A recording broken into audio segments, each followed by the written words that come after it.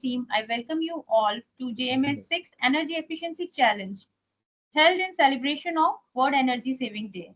This year's theme, Incremental Change for Significant Energy Efficiency Impact, focuses on identifying small actionable steps that can lead to substantial improvements in energy efficiency. This event is not only about recognizing achievements, but also about inspiring continuous innovation in energy efficiency.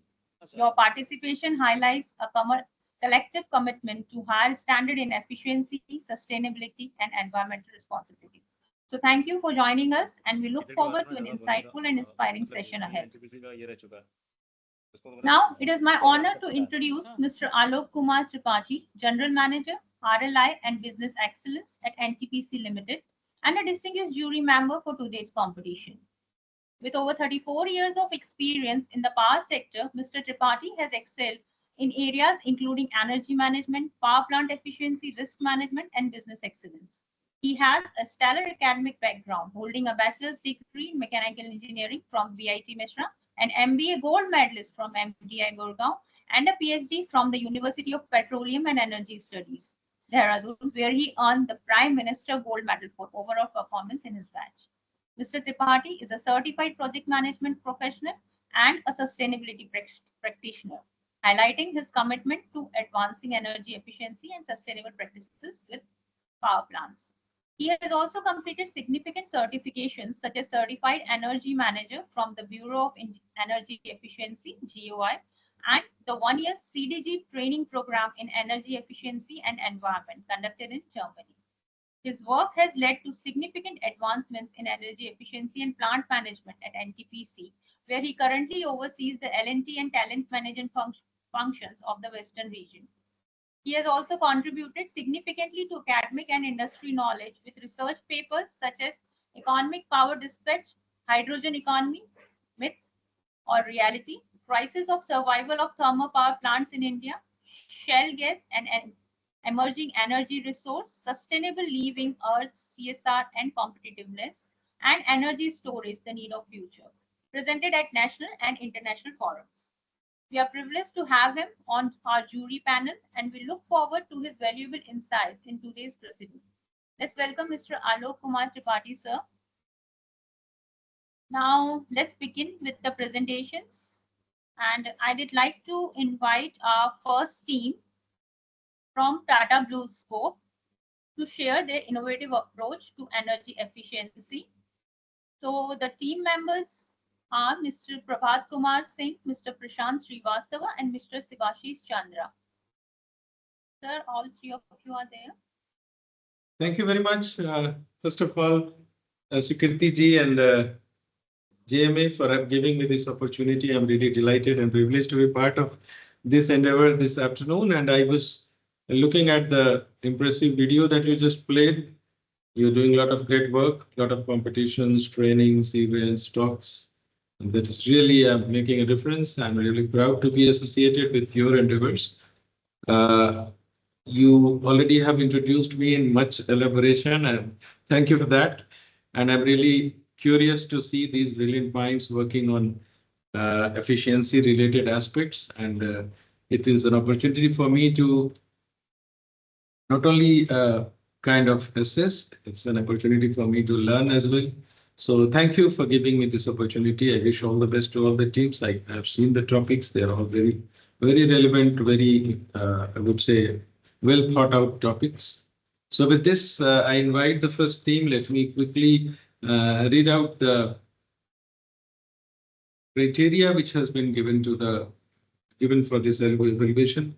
So innovation over capex expenditure carries 10 marks, and ease of implementation, that means implementability, is 10. Enhancement in operational efficiency is 10. Impact on carbon footprint is 10. Scope for horizontal development, that means within the same industry or across the industry. So that is how you will be assessed on your presentation. And of course, the complete overall business idea or overall implementation idea that you are presenting today will have of course the bearing on the overall evaluation. So with this, I invite the first team, and I want to just cross-check. This is Tata Blue Scope by represented by Prabhat Kumar, Prashant Srivastava, and Shivhashish Chandra. And what is the timeline, Swikriti madam? How much time? The time limit will be 10 minutes for your presentation, and then after there will be a question answer round.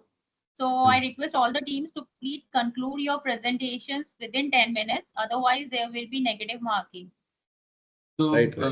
will you be giving any kind of feeler or warning at around 9 or 8 minutes? Yeah, at Will it 8 possible? minutes, At 8 Vinay minutes? will, at 8 minutes, Okay. Vinay will alarm them for the 2 minutes are remaining. So Okay. you can conclude in your 2 minutes. Okay, so go ahead. Let's start.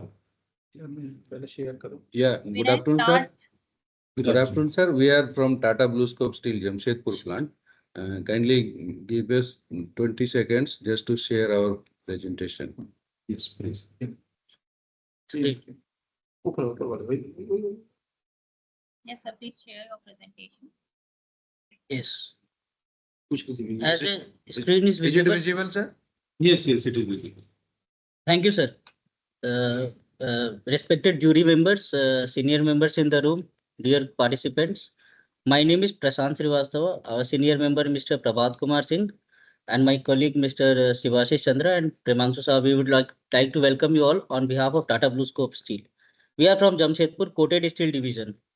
At Coated Steel Division, we have a manufacturing assets includes a metal coating line of capacity 250,000 metric ton, a coil paint line of capacity 150,000 tons, as SRL slitting and recoiling line, and a coil packaging line.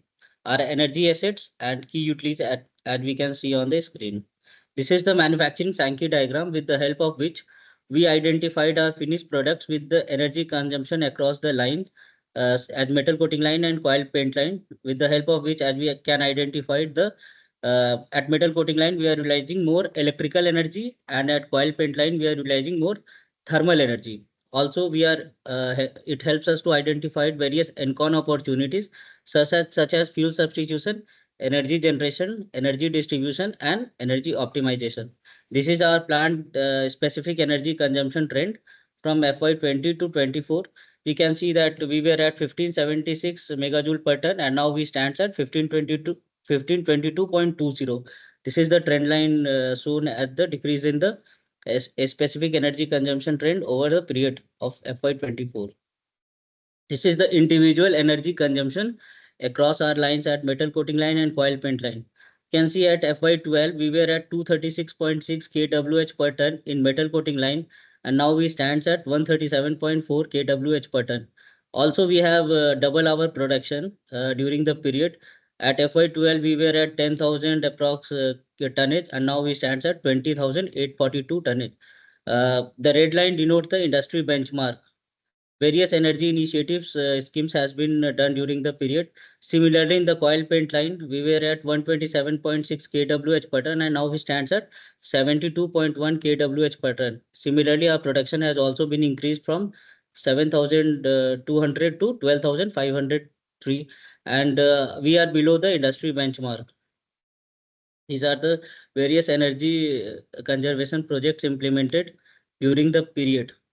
We are focusing more on the energy project that has been implemented in the recent years. These are the previous energy projects. This is the excellence framework under which we identify various projects from conceptualization to implementation, like suggestions, kaizens, and project schemes with the focus on conservation and energy efficiency. Present, we are identified on broader on the four categories like predictive maintenance, process optimization, waste heat recovery, and environmental related projects. Since FY23, we are focusing more on waste heat recovery as the cost of propane is on the rise. As we are focusing on the predictive maintenance. This is one of our CBM software, that is condition monitoring system using AI and ML, where we are implementing the predictive maintenance for troubleshooting the breakdowns before they came.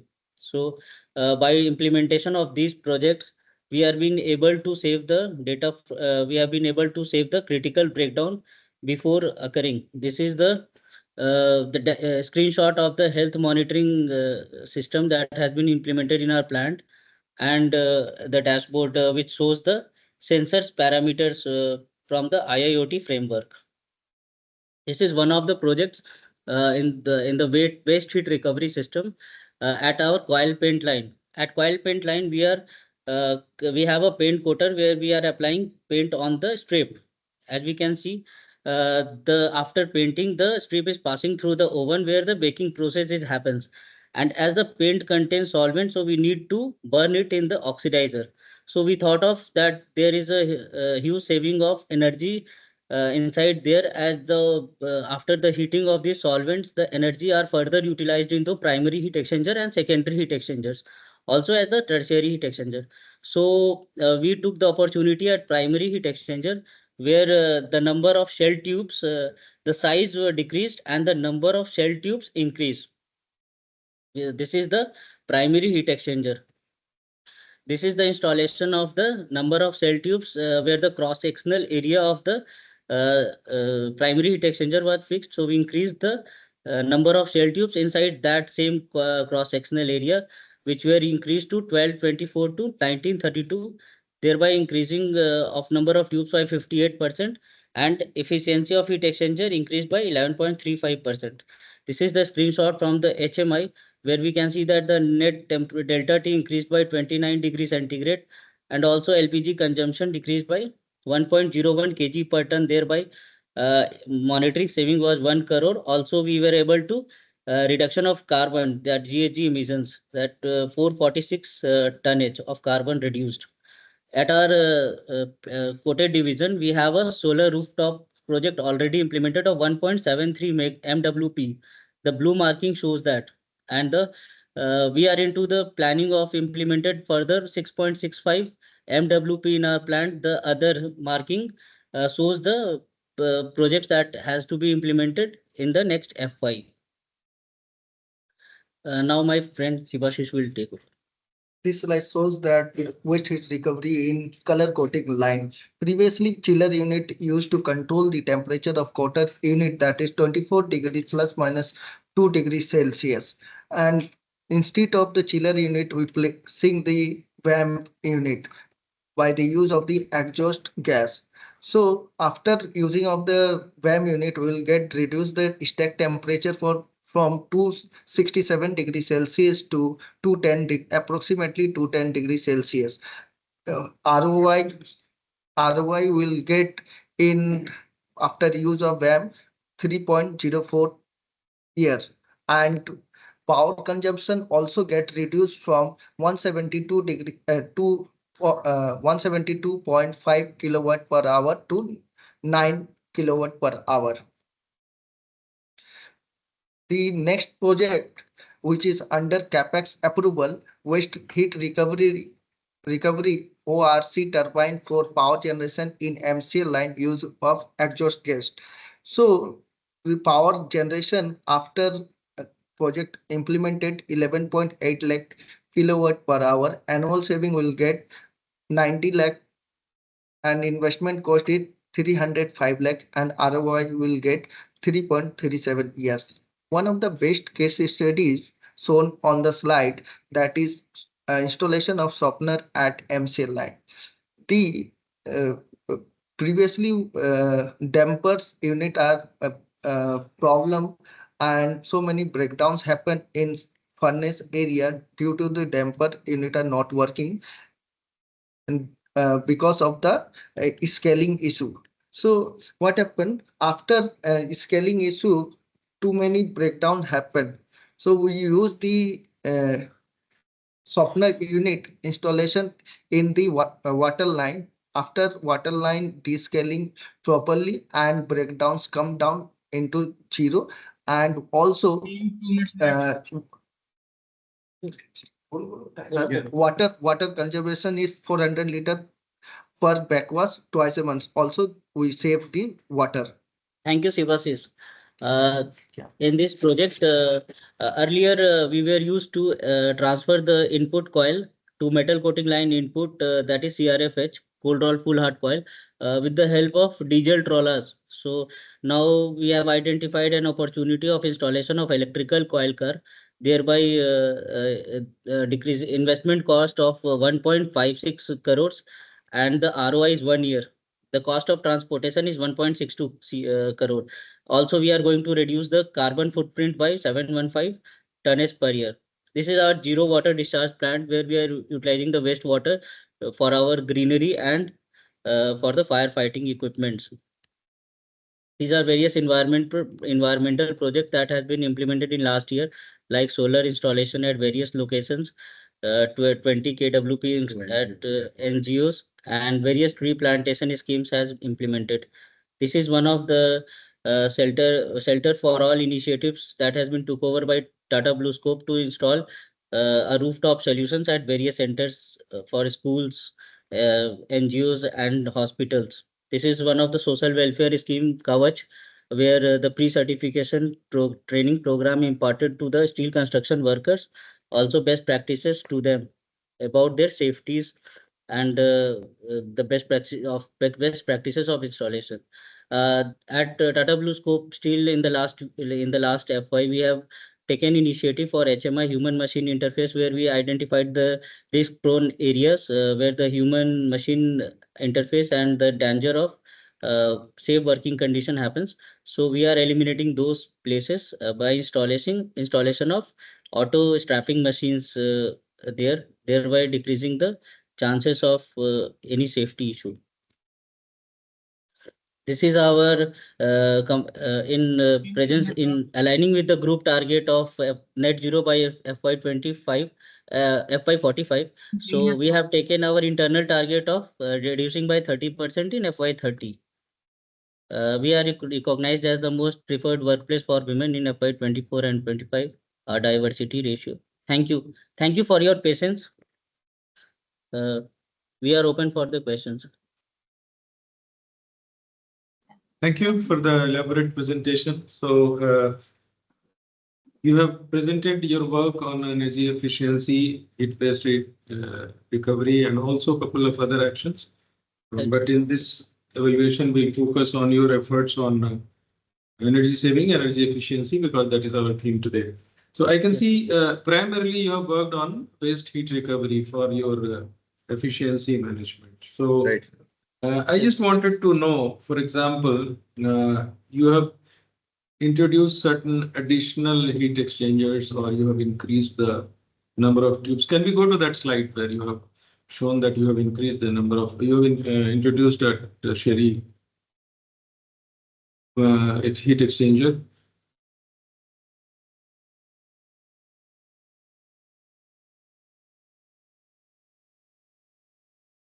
You've shown it at two places. Yeah. Yes. Yes. Here.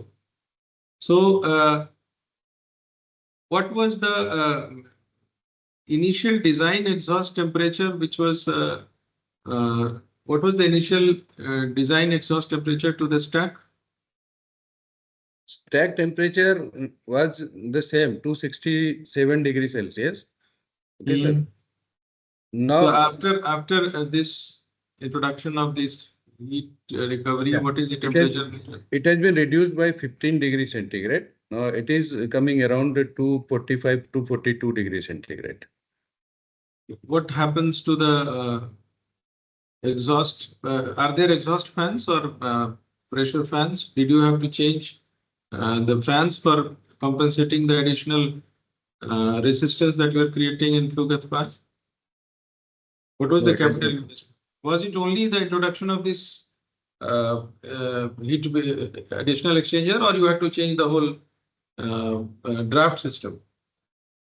No, this is the only heat exchanger we have replaced.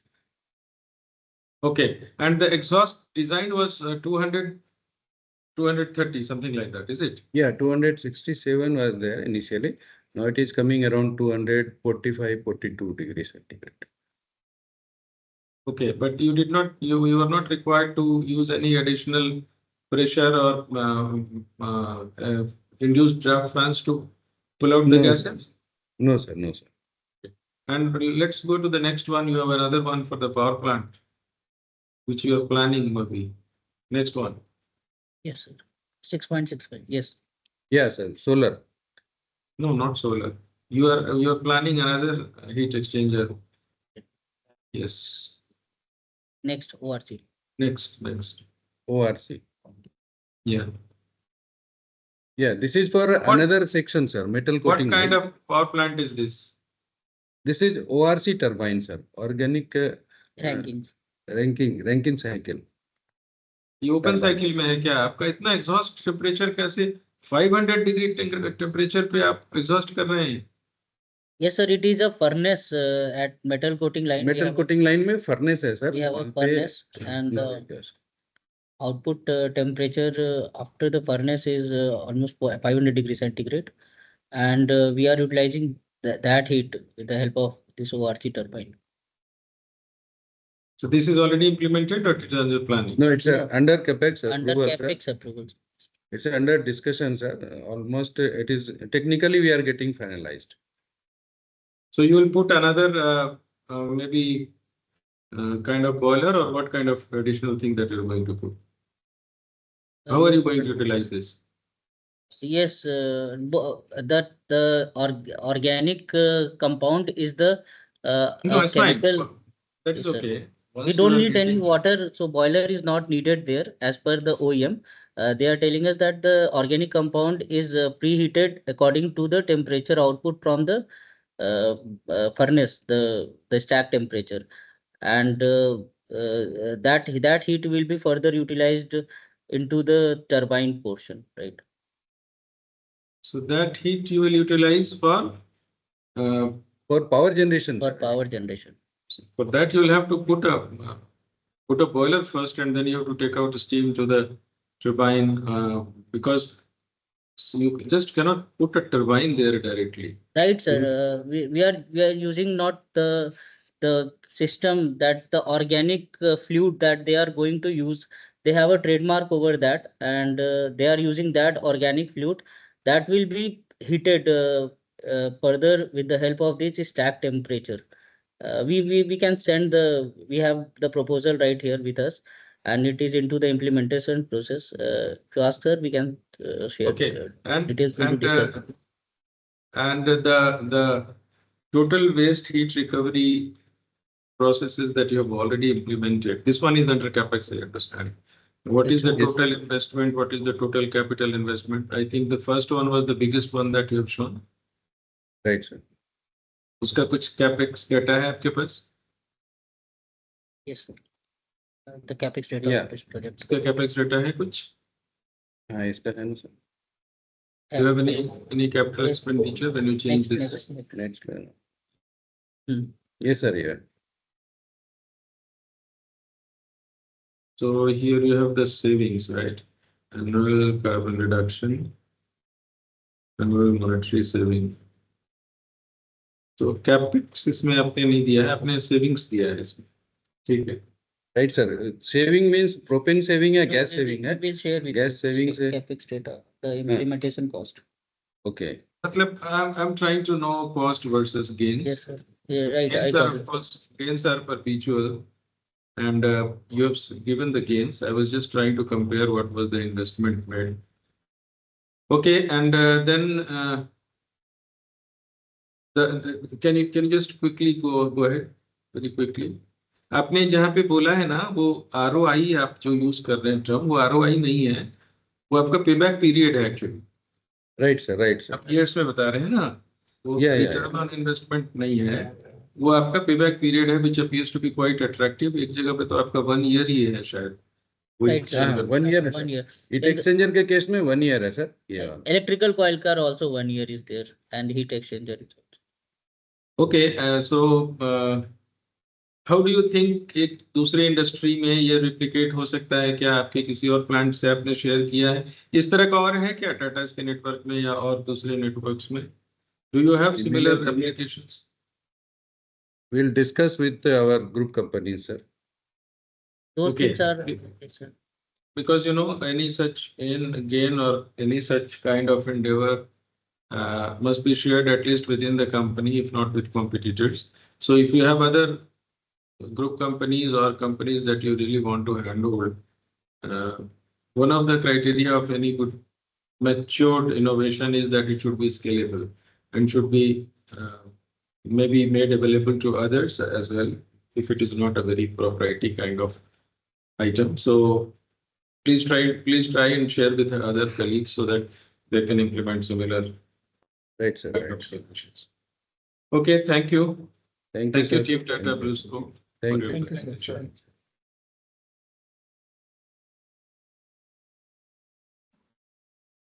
Thank you, Team 1. Now I would like to call our next team, Team 2 from Tata Power, Mr. Mangesh Chauhan, Mr. Mahendra Murmu, and Mr. Ravi Sen.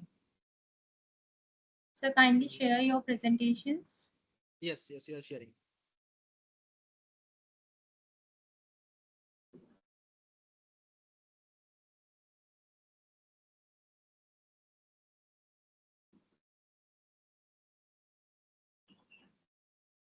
Okay, so your time starts now. One second, just 1 second. Okay. Can you start, madam? Yes, go ahead. Yes. Please. Okay, sir. Okay, so good afternoon, ladies and gentlemen. This is Mahendra Murmu from Tata Power Jojobera Power Plant, and along with me, I have Mr. Mangesh Chauhan and Ravi Kumar Singh with me. First of all, thank you, JMA, for organizing this 6th Energy Efficiency Challenge 2024, which we see not just as a competition, but it's also a knowledge sharing session for us. So here we'll be talking about a benchmarking of auxiliary power consumption using digitalization and data analysis.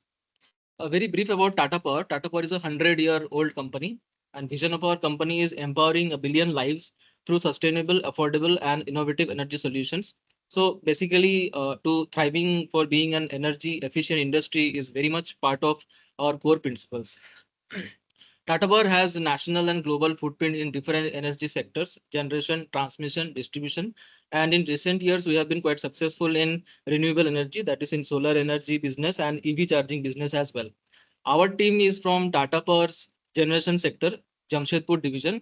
Here we have total 6 number of thermal generation units. The total generation capacity being 667.5 megawatt, and our generated power is consumed by Tata Steel industrial load, and rest of the power is utilized at town load of this city. So this is a very simple layout of how a thermal power plant works. We all have a basic idea about that. So in a thermal power plant, steam is generated from boiler and the high energy steam rotates the turbine, and a connected generator also gets rotated, and electricity is generated. So out of this generated output power, certain portion is withdrawn by the UATs, unit auxiliary transformer, and that power is consumed by our auxiliary equipments which are used to run our own plant. So this auxiliary power consumption is an important KPI for in terms of energy saving, because lesser the auxiliary power consumption, the lesser will be the energy consumption at the boiler. That means less consumption of coal and oil in the boiler. So our energy saving initiative mainly focuses on auxiliary power consumption reduction. And to execute this, we have done various data analysis projects and digitalization projects. Through data analysis projects, we have been able to reduce auxiliary power of compressors, fans, and boiler feed pumps. Through digitalization projects, we are mainly focusing on viewing auxiliary power related dashboards, extra equipment run alerts, and best equipment combination alerts, which we will be elaborating later on. So Mangesh Chauhan sir will be taking up from here. Good evening, sir. So to begin with the first tool, that is the data analysis projects for energy efficiency improvement. First of all, to begin with, we did the root cause analysis of what is causing the high aux power. So we did the cause and effect analysis, and we found a number of factors which were taken in the cause and effect matrix, and the important factors based on the rating were determined. Also, the Pareto chart analysis was done to determine the major contributors of aux power. So from that, we came to know that BFP, fans, and compressors, all those are the major contributor for aux power, and we have a significant scope for improvement in them. So first of all, the compressor air system was taken, and what happened is when we did the box plot analysis of the compressor system consumption, we found that there is difference month on month in the consumption at full load of all the units. So when the fishbone diagram analysis was carried out and the C matrix was prepared, we found that the instrument and service distribution was not proper in the units, and there was some excess that was capacity which was there present. So the compressor system audit was carried out and the flow measurement was done. And on the basis of that, when we found that the ash plant we had two type of conveying air system. One is ash plant and second is main plant, that is instrument air. So in the ash plant, we had a surplus capacity of around 4,600 meter cube, and for the main plant, we had around 4,400. Total 6 compressors were running, 4 in the ash plant and 2 in the main plant. So both were having some excess capacity. So when we did the detailed analysis, we found that unit 5 ash plant was having a consumption of around 3,000 meter cube, and that load was shifted from the ash plant to the main plant. So now the excess air capacity of the ash plant was increased to around 7,600, and one compressor capacity which was around 7,000 could easily be stopped now. So this shifting was carried out, field modifications was carried out, and trial summary data was done. And once that data was analyzed, we saw that we were achieving lesser current consumption for the compressors. So this was verified through different tools and two sample T analysis, which showed that the reduction is quite significant. So after that, we went for the full scale implementation. And since the instrument air is very vital, so we also developed some logic so that if any compressor strips, that compressor starts in auto, and some instrument air service air pressure logic was developed that if it goes less than 5.8, we have some alarm and all those things, and some DCS modifications were carried out, and full scale implementation was carried out for this.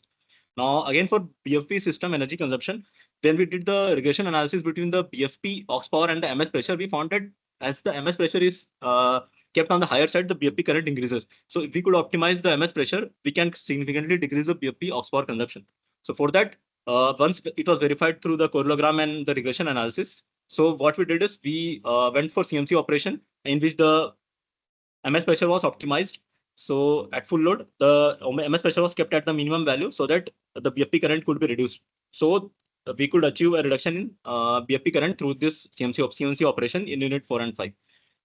Again, for the fans were a major contributor for energy consumption. So when we did the one sample T analysis, actually the rated excess air is around 20%, that is 3.5% of oxygen. So we were running at a higher side, which was increasing the current consumption of the fans. So from one sample T analysis, it was shown that we are not running at the rated oxygen or rated excess.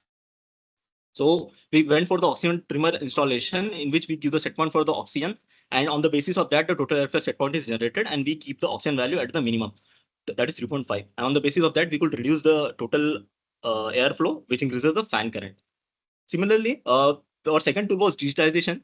So we went for the digitization initiatives for energy efficiency. In that, we first of all, we got the Pi server, Pi System Explorer, in which we could fetch the live data through our clients and server.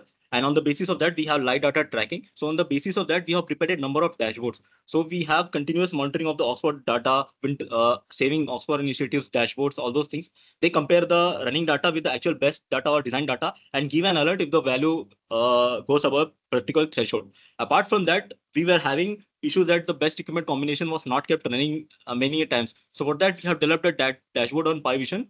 So if in any unit the dashboard, if the combination is not correct, there is an alert that is generated, which is enabled in the center control room. Also, sometimes many excess equipments were running, which was not known to the CREs due to emergency or some other trial purposes. So for that, we have configured an alert system. So we get an alert in the mail and message, so that if any extra equipment is kept running for a particular period of time, we get an alert and that equipment is stopped. So this could help us again reduce our hours consumption. So the overall, we carried out a number of similar small incremental projects. So we could reduce around 21.51 megawatt hour per day reduction in the power through these projects, and it also helped us to bring our process in control and to increase our process capability. Now, coming to the impact certification, after the implementation of all this in all the units, we could gain at around 25.51 megawatt hour reduction per day, which tunes to around 3.34 crore per year. The main impact was that for this, after the implementation of project, the aux power for unit 4 and 5, that is 9.13% and 9.55%, was the best aux power achieved for both the units till now. So after carrying this project, we could get the best value. Then again, after this project, we have received accolade from our customer, that is Tata Steel, because we could achieve the lowest APC for our units, that is 9.12 and 9.5 for unit 4 and 5. So we received accolade from our customer also for that. And for that, we have also done some modifications in the Delta SOP's work instructions, so that all the new changes have been implemented in them. Apart from that, sustainability outcomes, we are able to reduce the coal consumption due to the reduced Oxford consumption. It also helps us to reduce the CO2 emissions, and it helps us to impact the SDG goals. So we have received a number of awards for energy efficiency for the units in Jojobera division. And as our vision is to achieve the national benchmark for Oxford for all the units. So we are in the process for that. And for that, a number of new initiatives have been taken, like some expert technology and green tone technology, which trial will be carried out in the coming months, so that we can further reduce our coal consumption and increase our energy efficiency. So this is how we are proceeding on energy efficiency journey. Thank you, sir.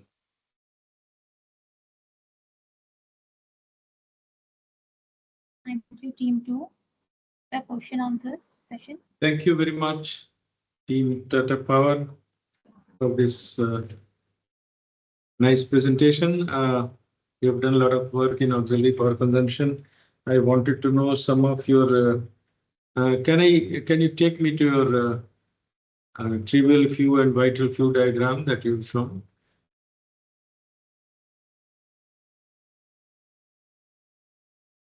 Yes, sir. So you had the highest highest consumption in BFP, PA fans, ID fans, and compressors. Which one you selected for the efforts that you have done, and why? I think you have worked on BFP and you have worked on compressors, right? Fan also, sir. For fans, we have gone for oxygen trimming, because after oxygen trimming, we could reduce the total airflow. If total airflow is reduced, we can correspondingly reduce the loading of the fans. So we have targeted a BFC, fans, and compressor. And the reason was, in Pareto analysis, we see that 20% of the things are caused by, 20% things impact the 80%. They are the vital few. So that if they are targeted, we could target the overall phosphor reduction. So now let's come to BFP. You said that you have optimized the mainstream pressure, right? And thereby you have reduced the current consumption in feed pump, right? Yes, sir. So what was the design mainstream pressure? So the And, design, how much? Yeah. so the design mainstream pressure was around 126 kg Okay. ms pressure. So for generally full load, we were running at that, but now we have reduced it to around 121, 122. We are able to run on that. But इसका effect होगा ranking cycle में आपके efficiency पे. Have you checked that? If the main steam pressure goes down, then it will affect your heat rate. आपने वो check किया है कि नहीं? Yes, sir. आपको There is slight करना reduction in the चाहिए. heat rate, I think. But when तो the वो- impact was analyzed for both, we felt that we could achieve more profit in BFP current reduction than the heat rate impact that we achieve. So we went for this. वो check जरूर कर लीजिएगा, because हो सकता है ऐसा ना हो कि ये जो gain है वहाँ heat rate में आपको offset हो जाए. Because mainstream pressure एक बहुत important parameter है ना. If you know at the peak of the Rankine cycle is the mainstream pressure.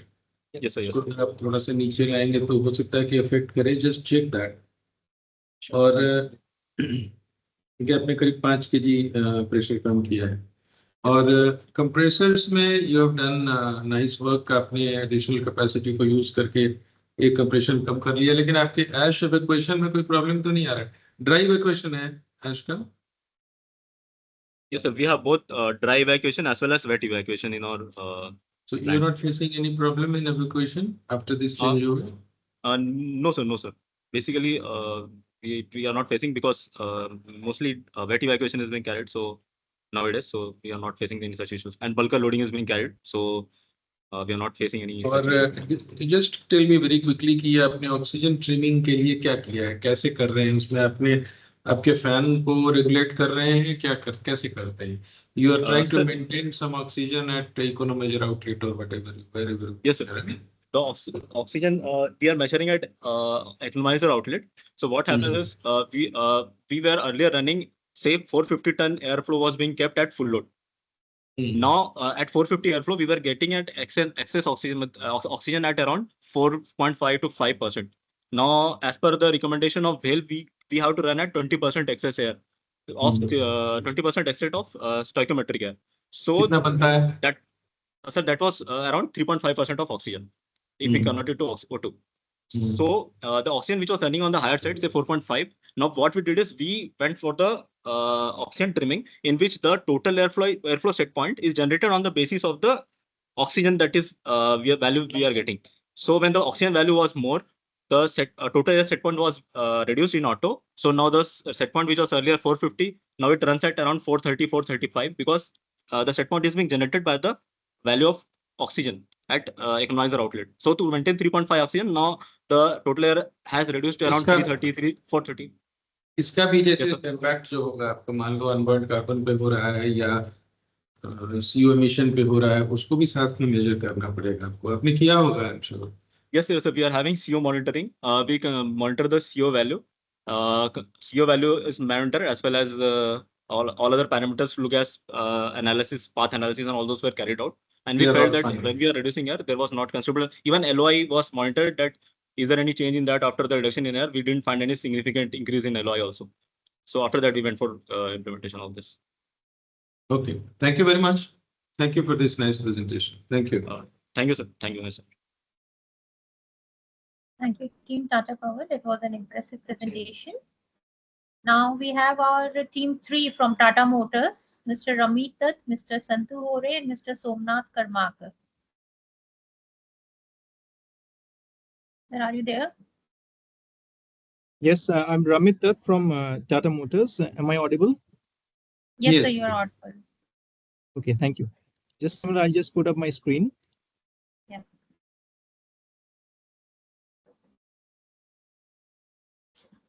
Is it visible, Swikriti? Yes, yes. Yes, yes, sir. Thank you. Thanks for confirming. Good afternoon, sir.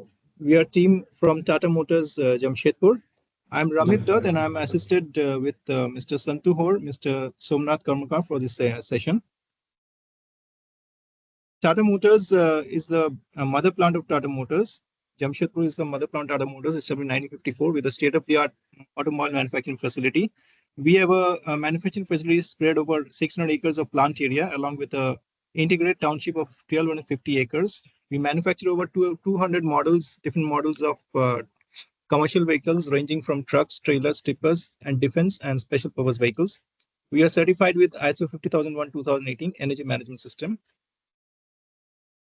This is the different product portfolios of medium and heavy commercial vehicles and also aggregates. This is the key manufacturing setup at Tata Motors Jamshedpur facility, including a state-of-the-art automated foundry setup. When we talk about the overall energy consumption of the plant for the FY 23 and 24, it is clearly visible that 71% energy was electrical energy and 29% was the thermal energy. If we further deep dive, then you can see the manufacturing sector is consuming around 92% of energy consumption and 8% is the non-manufacturing sector. And foundry, axle, transmission, paint shop are the energy guzzler for the factory. If we talk about the overall energy consumption versus production, in last 3 years, the production has increased around 25%, whereas our energy consumption is increased only 11%. This is because due to the we have get the success through the overall specific energy consumption reduction around 11.5%, where electrical energy contribution of 11% and thermal energy reduction is around 12%. This is our short-term and long-term energy targets and roadmap to achieve them. For the FY 25, our electrical energy consumption target is 215 kWh per equivalent vehicle, and thermal is 0.128 million kilocalorie per equivalent. And our after 5 years, at the end of FY 29, our electrical target will be at 188 kWh per equivalent and thermal 0.112 million kilocalorie per equivalent. And to achieve these targets, these are all the list of projects to be carried out. This is the list of major energy conservation projects planned in FY 24-25 against the 19 number of projects we have already implemented by the end of H1 is around 6 numbers, and we are sure that the balance 13 projects will be completed by end of December. This is the summary of energy saving projects implemented in last 3 years, and these are the list of major projects implemented in FY 21-22, then FY 22-23, and then FY 23-24. Coming to the innovative energy saving projects, we'll be trying to showcase here 3 projects which we have implemented as major projects. The first one project is of paint shop. Paint shop is the most energy guzzler, one of the main energy guzzlers in automotive industry. And likewise, in our paint shop, we have a very significant process, which is the paint booth painting system. This paint booth system includes a water circulation system, and that has as its components a hydropack tank. And this hydropack tanks serves as a water reservoir. And in this earlier, there was a float switch which was installed to maintain the water level. And in order for smooth functioning of the system, we have the water circulation pumps and the return water transfer pumps. And in this, the entire system was operated in the pre-condition, that is the before condition. It was being operated in a manual condition. And the operator used to check the water level manually, and with the help of the float switch and the flow of the pumps were operated. But in this system, there was a very difficult issue which we are facing about balancing the water level, and that was creating in the disturbance in the flow and also in resulting in higher energy consumption. In the modified altered system, we have done an innovation by including ultrasonic level sensor which detects the water level of the hydropack tank, and according to that, it gives a feedback through the PID controller to the PLC. Now the PLC operates the VFD frequency of these pumps. In the water circulation pumps, we have two pumps in running and one pump in standby. According to that, according to water level of the ultrasonic detector, the flow and the VFD frequency is modified by the PLC, and it gives command to the VFDs. So with this system, we are reducing around more than 10,000 units of electrical energy per month, and leading to an overall yearly energy saving of around to the tune of 1 lakh units, and resulting in 67 tons of CO2 reduction. The second project is related to our foundry operations. We have a high pressure molding line, HPML line at foundry, which is an automated line which includes the dust collection system for evacuation of the dust which is generated during the foundry molding line operations. In this dust collector, we have an ID fan of 75 kilowatt, which is also controlled through a damper. And in the earlier system, whenever there was a stoppage or any recess time or lunch time during the HPML line operations, the entire dust collection system along with the ID fan used to run on full load. But seeing the energy saving opportunities, we have integrated with the PLC the stoppage time of the HPML line. Sensing the stoppage by the PLC, it gives a command to the damper of the ID fan, and we are regulating the damper to 60%, which is reducing the running load of the ID fan, and thereby we are saving to the tune of 21,000 units per year and leading to 15 tons of CO2 reduction per year. The third improvement which we want to show here is related to the 5-liter engine line. In this engine shop, we have a machining line which has a leak testing machines. There are 2 leak testing machines, and in this leak testing machines, we have a hydraulic system which is operated by a 3.7 kilowatt hydraulic pump. And earlier there was the entire machine was operated with the constant full load of hydraulic pump. In the modified system, we have done an innovative modification by installing some sensors which senses the presence of the job inside the machine, and thereby we are operating the hydraulic pump in an intermittent mode, on and off. So with this, we are saving to the tune of 14,000 units per year and reducing 10 tons of CO2 annually. In renewable energy, at present, we are at 6.7% of renewable energy of our entire energy consumption. And our renewable energy on-site rooftop solar capacity installed is 8.01 megawatt. And that generates annually 9 million units of electrical energy. Coming to GHG emissions, we have a scope 1 and scope 2 monitoring of GHG emissions, and it is controlled through these 7 levers, which we are putting up on the screen. And overall, with these different modifications and taking care of the levers, we have reduced to the tune of 56% over the last 6 years. And one of the key projects which we have implemented is a quick drying paint of chassis frame that has been certified as an innovative project, and it is also applied for patent, which is giving us a saving of 793 tons of CO2 per year. And we have also introduced EV forklifts, 22 numbers, which is giving us a GHG reduction of 334 tons CO2 per year. With these initiatives, we have improved the tune of 23% in scope 1 and 2 emissions over the last 2 years. And this is how we have chalked out a plan of enhancing the RE content, the renewable energy content, over the last next 2 years, which will be achieving 100% of renewable energy by FY27. And we have a digitalized platform for energy monitoring of the plant Sorry, level 8 and minutes also are shop over. level. Right. We are already towards the end. And our net zero target is for RE100, it is 2030, and for net zero for commercial vehicles, it is 2045. These are different methods initiatives by which we'll be achieving our net zero target. And these are the awards which we have won at different forums. We have won the first prize in Bureau of Energy Efficiency National Energy Conservation Award 2023 from the Honorable President of India. And different awards at different forums which we have already been winning in national as well as state levels. Thank you for that. Any questions and queries, we are welcome. Thank you. Thank you very much. Very nicely made presentation. In terms of content and design, you have done several smaller innovations. You can see they are innovations which maybe of not big magnitude, but they cumulatively they bring a lot of improvements, and there is smaller gains in many of the processes. I just wanted to know a little bit more about a couple of things that you've done. एक जो आपका water वाला जो water tank का जो level वाला, you have done some modification. Can we have a look at it once again? Yes, just a minute, sir. I'll put it up for you. Yes. So here what you have done is you are getting a new feedback through ultrasonic sensors, and then you are giving command to VFD was already there, or you have installed the VFDs? Earlier was the VFD was not there. Okay. We have installed VFDs.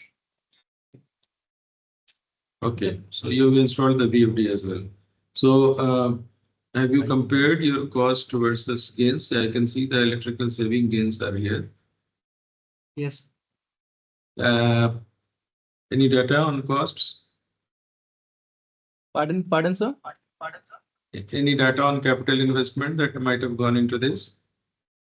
Was it significant or not much? 2 VFDs, 3 VFDs for both side pumps. It will cost around 3 lakhs, total 3 lakhs of investment is there. Okay. Okay. And then this ultrasonic detector was maybe another additional capital. It's cost around 50,000. It's a smart sensor, ultrasonic level, analog based level sensor. It cost around 50,000. So you invested about one-time investment. 3.5 lakhs, right? Yes, totally 3.5 lakhs. And your saving is around 1 lakh per year. So the payback is around 3.5 years. Is it correct? Yes. What's your saving per annum? 1 lakh. So 1 lakh units we are Kilowatt saving. hour. It's kilowatt hour. Okay. It's 1 lakh kilowatt hour. So maybe Right. if it is We are easy saving multiply around- it, but if you multiply it by maybe 4 rupees, I don't know what is the cost at your end. No, so we are multiplying by 7.8 rupees. So we are saving around 7.8 lakhs, and investment is 3.5 lakhs. So 7.8 is the rate that you're paying for this, for the electricity? Correct. Yes, sir. Okay, and the other one is about your induced draft fans and dust collectors. Can we see that once again? I wanted to know what you've done here. So you're not running the dust extraction when there is no dust emission, is it? So we are running the dust collection system, but we are throttling it to 60%. So is it not affecting the work environment where people are there? They are, even if they're working or not, they would be there around. Is it affecting the dust extraction? No. No, we have not throttled it to that much lower extent, because during the throttling, it is only operated during the recess time and the intermediate break times of the SPML line. So in that duration, the dust generation is also reduced. So with this reduction in the damper throttling, it is not creating any environmental issues. Okay, and let me see the last slide that you showed about the 100% RE, 100% energy from renewable energy by 27. Is it the target that you have kept? That appears to be very, Yes, 27. very ambitious. Yes, So this by was- 27, you plan to do your 100% energy consumption through renewable energy? Yeah, our scope one, this is related to scope 2 emissions. So we'll be Currently you have some 8 megawatt, you said.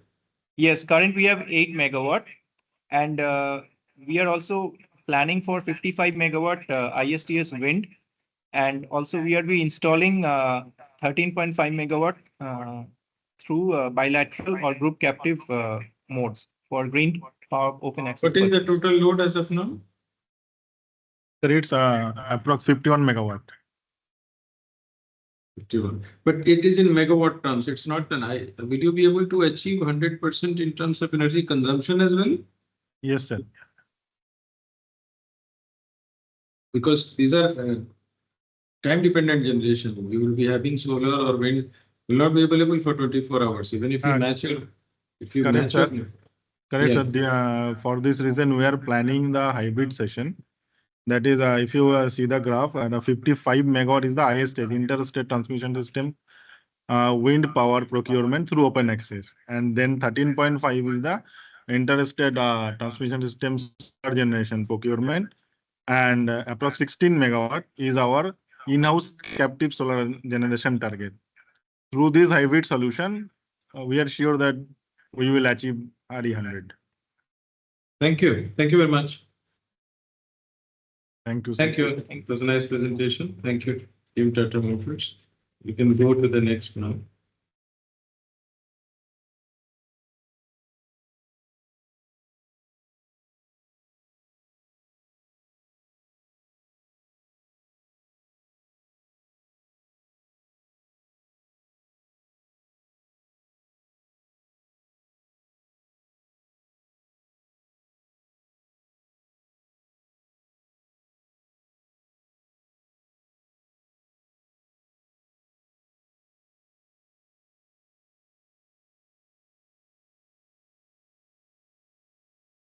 So team 4, Praveen Kumar Jaiswal and Pragyan Kumar from JCAP CPL.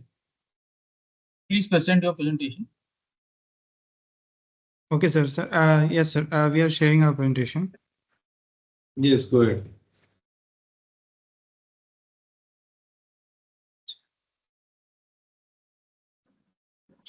So we have actually a change in the team numbers.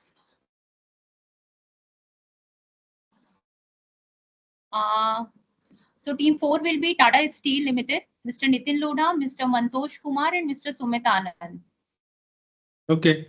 And JCAP CPL will be team 6. Okay. Okay, ma'am. Okay. Am I Mr. audible? Anup sir, Anup sir, you have to make certain changes in your evaluation sheet. Yes.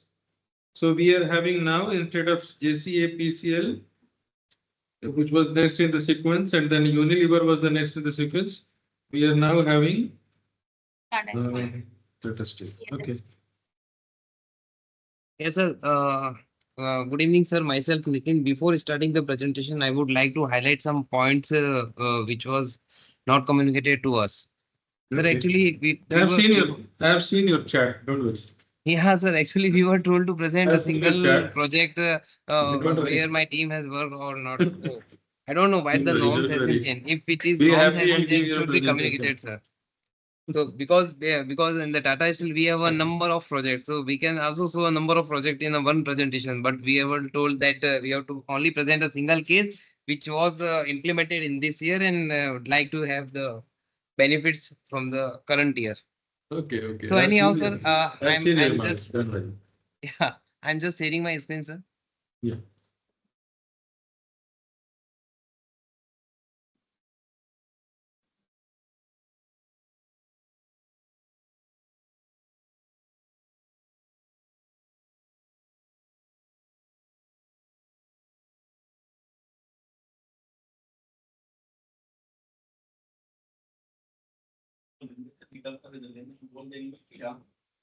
So my screen is visible to all. Yes, yes, it is.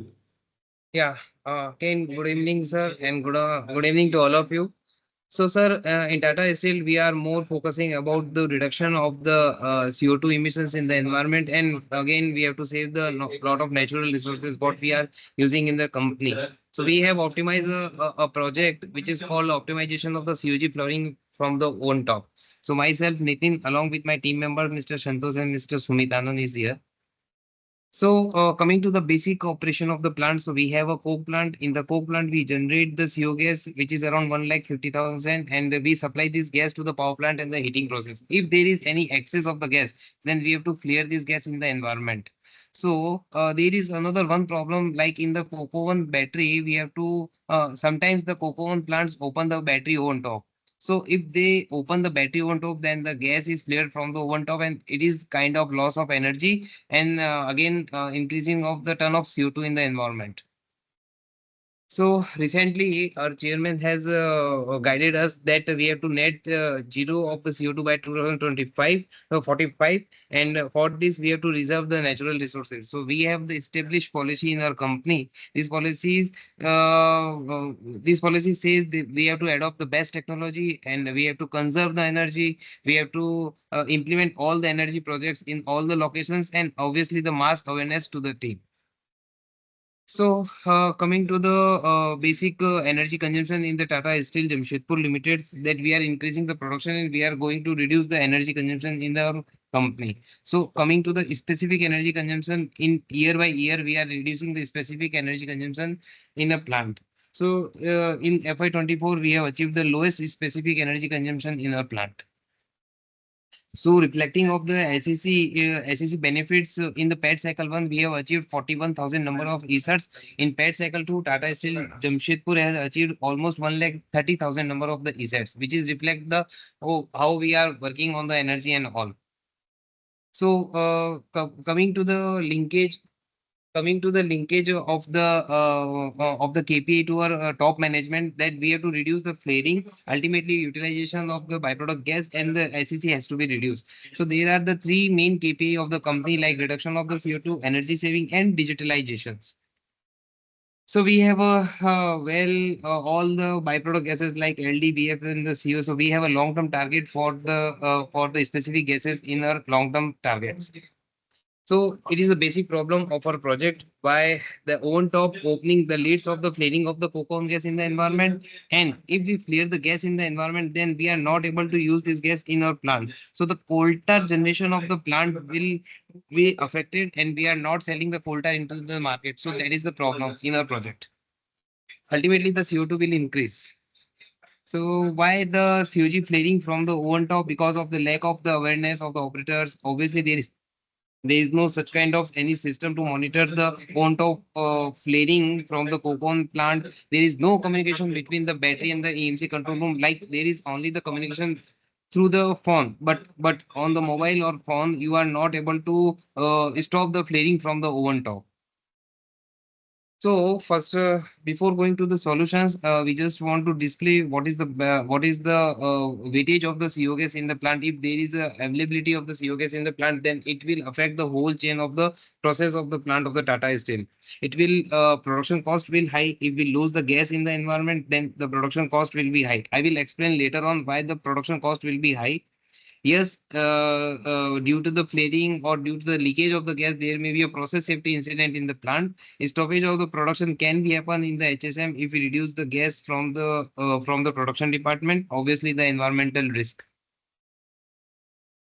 So it is just a simple example why if we reduce the CO gas consumptions in the plant, then why the cost will be increased. So suppose we have to constant power generation in the plant. If there is any disturbance or the reduction of the CO gas from the network, then we have to give the BF gas to the which is another kind of fuel. We can give the BF gas to the network. So in the time period, we have to use the LDO. So this consumption of the LDO will increase the production cost.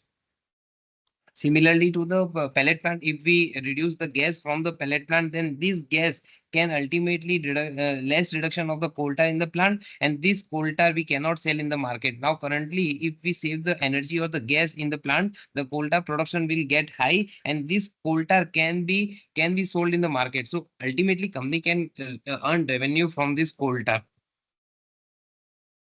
So we have mainly we have a lot of data how we are proceeding this project. So we have analysis the data through the Power BI, which is online a powerful tool. So these are the challenges and the trigger for solutions that after the closing of the one battery in the plant, so we have a fuel crisis in the plant. There is a lot of parameter, like more than 3,000 parameter at a one place. Operator has to control all the parameter at a one time. There is no CCTV monitoring on the oven top because this solution is very costly solutions. So if the gas is less, then we have to use the alternate fuel. Ultimately, the CO2 will increase in the environment. So this was a trigger for the solution. Can we monitor oven top flaring from the level 2? Can my operator can stop the flaring from their control room? Yes. So this is the trigger of the solutions. So these are the some criteria what we have follow PDCA cycle is that why we have choose only these solutions in the plant. So there are no hamper of the production, maintenance cost will be low, accuracy will be high, and obviously the digitalization. So these fit in this criteria, and we are going to monitor the oven top flaring using the level 2 online model. So this is the cross-functional team approach. We as an operational team, along with the IM team and the IT team, obviously. So we have completed our project in this timeline as well. This is the basic what we have developed. We are taking the signal from the level 2 for the monitoring of the oven top, and we have in-house we have developed a programming so that we can monitor the level oven top monitoring, and we are developing more and more graphics in the system. So here is a small video. Here you can see that these are the battery and these are the flare. So the green one is that the my oven top flaring is visible to my operator, and this and you can also see here this is counter. So 1 minute 31 second. It gives the solutions that oven top is opening from last 1 minute to 31 last 1 minute. So my operator can control this oven top flaring after visualizing this oven top flaring. So here is some feedback from my operator. You can see, I think sound is.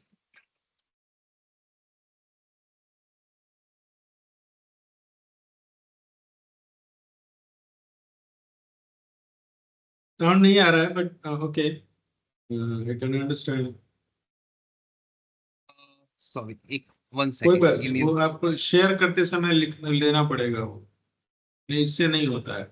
जब आप share कर रहे हैं ना, उसी समय you have to select the system yeah, audio. sorry, I'm just sharing my screen. You have to include system audio. Yeah, during the yes. sharing. Thank you, sir. So my screen is visible. Yeah. I think अभी आवाज आ रहा and industrial gases को manage करना है. Factory 5-6 बंद होने का बाद सीओजी की शॉर्टेज बढ़ गया है. इसे मैनेज करने एलडीओ एंड कोलतार को फायर करना पड़ता है. कभी कभी बैटरीज प्रेशराइज होने पर बैटरीज का ओवेंट ऑफ प्लेट खोलना पड़ता है, जिससे और सीओजी का शॉर्टेज बढ़ जाता है. इसे कंटिन्यू मॉनिटर करने के लिए पहले ईएमसी में कोई सुविधा नहीं था. अभी ऑनलाइन मॉनिटरिंग सिस्टम आने का बाद सीओजी गैस को मैनेज करना बहुत product and. So here the result what I have shown in the before. We have to use the LDO consumption in the power plant. After the using of the online model, we have reduction the LDO consumption in the power plant. So coming to the result, we have saved the LDO consumption around 41% to the company, and the flaring has been reduced around 88% in the company. And coming to the coal tar reduction, almost 500 KL coal tar we have reduced, and we are selling in the market. So coming to the annualized benefit, almost 14.86 crore we have saved the money to the company in terms of LDO and the coal tar saving. Also, we have saved the energy, which is around 4.2 million gigacalorie, and approved CO2 emissions we have reduction is around 76,800 ton of CO2. So these are the approved from our finance department as well. And coming to the standardize of the process, we have modified our standard actions in the EMC. You can say it's a SOP we have standardized. Not only we have implemented this project in the Jamshedpur unit, we have also give the knowledge to the Meramandali, Kalinganagar and other units as well. So these are the training record, and again we have also displayed this project to our Tata Steel Europe team, since they have also they are not using. Sorry. 10 minutes up. Yeah, and also we have patented this to the patent file. These are the some glimpses of the awards what we have received from the international and national forum. Thank you, sir. Thank you very much. It was a nice presentation and a lot of work has been done. I just wanted to know, once you, there are two questions. One is, you said that this solution was the most cost effective. Can we go to that slide? Yeah, sure, sir. So we're talking about the annualized benefit slide, sir? No, you have compared various methods, including putting up a camera and the secondary input method. So these you're talking about this slide, sir? No, after this. Yeah. Next slide. The next slide. Yes. So you have chosen this monitoring of oven top flares using level 2 online. इसको आपने ये आपका, how did you arrive at this solution? Who was there? This was in-house made solution, number one. Yeah, and why did you find that camera is very costly? Cameras are very low cost these days. How do you say it is very costly? Correct, sir. You are correct. So I have some backup slides for this answer. So ऐसा नहीं है sir कि मतलब हम लोगों ने solution पे नहीं गए. We have gone with the camera solution first. Okay, because that is a very easy solution what we have find in the plant. So हम लोगों ने कैमरे का proposal भी लिया on top पे लगाने का. So it was costing around 14 lakh 32,000. कैमरे का कॉस्ट, ओनली द कैमरे का cost. I have not included the maintenance cost in this proposal. So इतना कैमरा अगर हम ऑन टॉप पे लगाएंगे, इसलिए हमने इस सॉल्यूशन को रिजेक्ट किया. इसके लिए फिर हम लोगों का टीम ने एक आइडिया दिया कि वहां पे ऑन टॉप का सारा सिग्नल को हम लोग लेवल 2 में ले सकते हैं, which is very free kind of solutions. Level 2 का आईटी में बात करके we have developed online monitoring. So what we have developed, signal लेते हो, टेंपरेचर लेते हो, क्या सिग्नल लेते हो? कैसा सिग्नल लेते हैं वहां पे ओवन टॉप? जब सिग्नल लेते हो ओवन टॉप से टेंपरेचर लेते हो? ओवन टॉप से सर हाँ, ओवन टॉप का जब भी वहां पे जो वाल्व खुलता है तो वहां का ऑन ऑफ सिग्नल आता है. तो एक सिंपल स्विच लगा हुआ है वहां पे, तो ऑन और ऑफ का एक सिग्नल आता है, डिजिटली सिग्नल आता है लेवल 2 में. उसी को सर हम लोगों ने यूज करके एक मॉडल बनाया. तो ये बहुत मतलब it was just free kind of solutions. तो कैमरे का प्रपोजल हम लोगों ने फिर उसको यूज नहीं किया sir. Okay, and then suppose operator को ये पता चल गया कि मेरा फ्लेयरिंग हो रहा है पर्टिकुलर, तो उसमें बैकएंड में क्या एक्शन लेता है? वो तो सीधा वाल्व को शट ऑफ तो नहीं करेगा ना. What is his action? How who will take the action? क्योंकि एक्शन तो बैकएंड में किसी और को लेना है. Correct sir. होता क्या है सर, मैं आपको थोड़ा सा कोक प्लांट का प्रोसेस बता देता हूँ कि वहाँ पे जितना भी गैस जनरेट होता है वो कोक प्लांट हमको नेटवर्क में गैस देता है और हम एज अ डिस्ट्रीब्यूशन एजेंसी उस गैस को डिस्ट्रीब्यूट करते हैं. कभी कभी क्या होता है सर कि बैटरी ओवन टॉप प्रेशराइज होने लगता है, तो वो लोग अपना ओवन टॉप खोल देता है.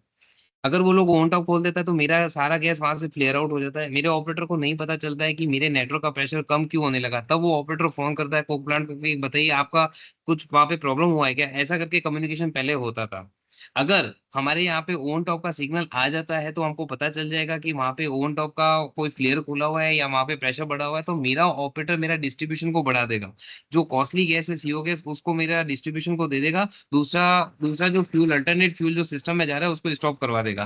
तो ऐसे करके हम उसका ओवन टॉप का प्रेशर को भी मेंटेन कर सकते हैं और हमारे सप्लाई को भी पूरा गैस हम लोग दे सकते हैं. जो कॉस्टली फ्यूल और जो CO2 वाला सारा प्रॉब्लम को हम सॉर्ट आउट हम इसी के थ्रू कर सकते हैं. नहीं, फिर लेकिन सेविंग कैसे कर रहे हो इसमें आप? CO2 का जो सेविंग सर ऐसा कर रहे हैं ना कि अभी मान लीजिए कि मेरे पास में गैस का स्कैसिटी है, ओवन टॉप से तो फ्लेयरिंग हो रहा है, वहां से तो गैस आउट जा रहा है, लेकिन मेरे यहाँ पे दूसरा जगह पावर प्लांट में जो पावर बनानी है उसको मैं गैस नहीं दे रहा हूँ. तो गैस नहीं दूंगा तो पावर प्लांट वाले LDO को फायरिंग करते हैं. पावर को जनरेट करने के लिए। अगर वो एलडीओ को फायरिंग करते हैं तो अगर हम पूरे ईयर का देखेंगे तो एलडीओ बहुत ज्यादा फायरिंग होता है। अगर मैं गैस दे दूंगा जो बाई प्रोडक्ट है, फ्री ऑफ कॉस्ट गैस है, अगर वो हम दे देंगे तो एलडीओ का फायरिंग नहीं करेंगे। तो ये एलडीओ का सेविंग से ही हमारे कॉस्ट का सेविंग निकल जाता है।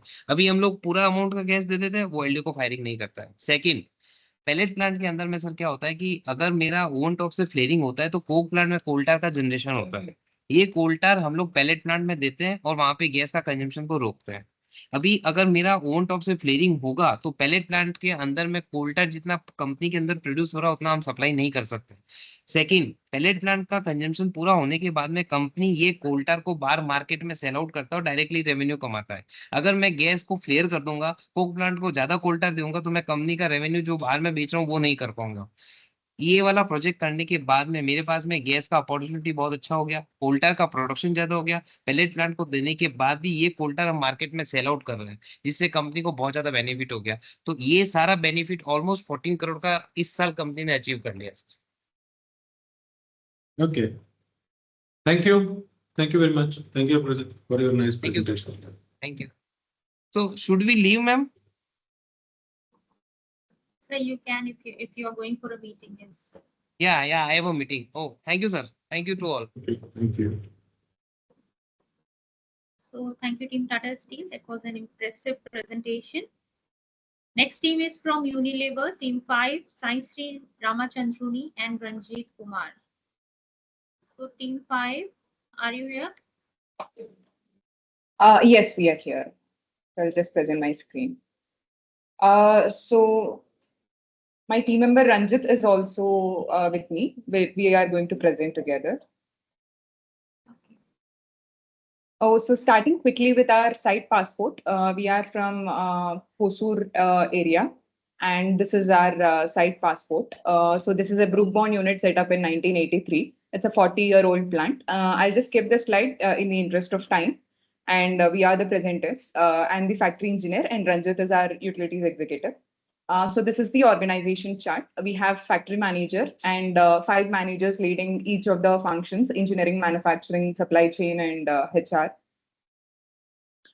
So quickly on the site passport, we have an installed capacity of 14,000 tons with the major SKUs being instant coffee and conventional coffee. So here we'll majorly focus on the instant coffee, which is brew instant coffee, which is highly energy, process, and water intensive with respect to manufacturing.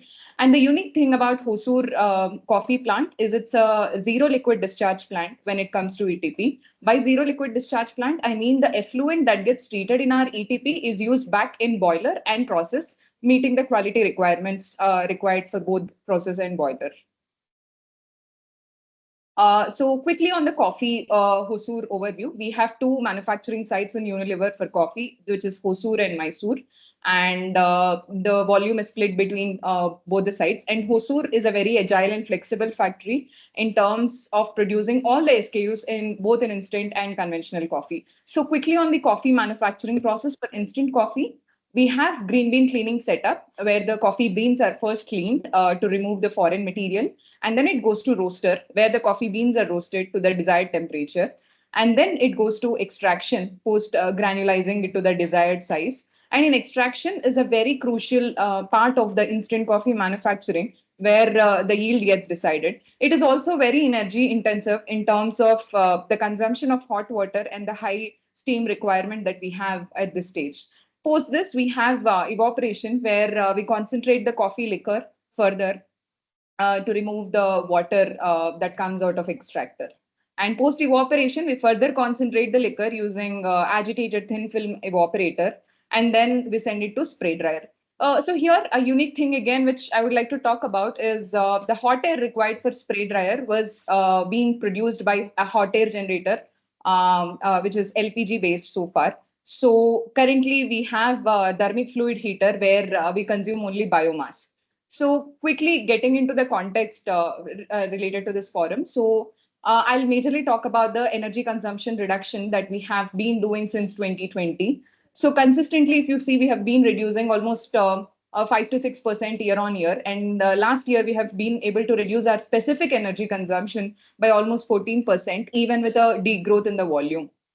So as an instant coffee manufacturing site, the overall cost of the unit is contributed by 30% from our utilities cost alone, with each component from electrical, thermal, and fuel. So in electrical energy as well, we have seen a reduction of 8% in between 22 to 23 and 3% from 23 to 24. And in specific thermal energy, with respect to the energy consumption, we have reduced almost 32% with respect to the million kilocalorie per ton of instant coffee.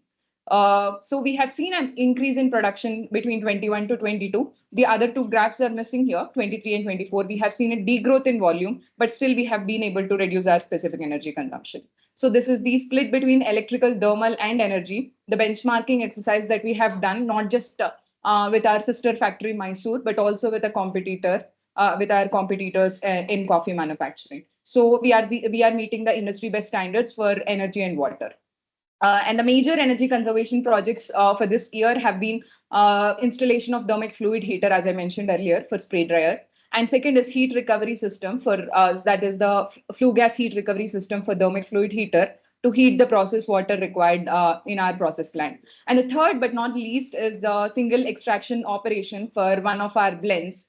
So instead of operating two equipments, the bulk equipments like extraction, we have been able to take trials and establish only one extraction operation by optimizing our process parameters with minimal capex, delivering value to the business.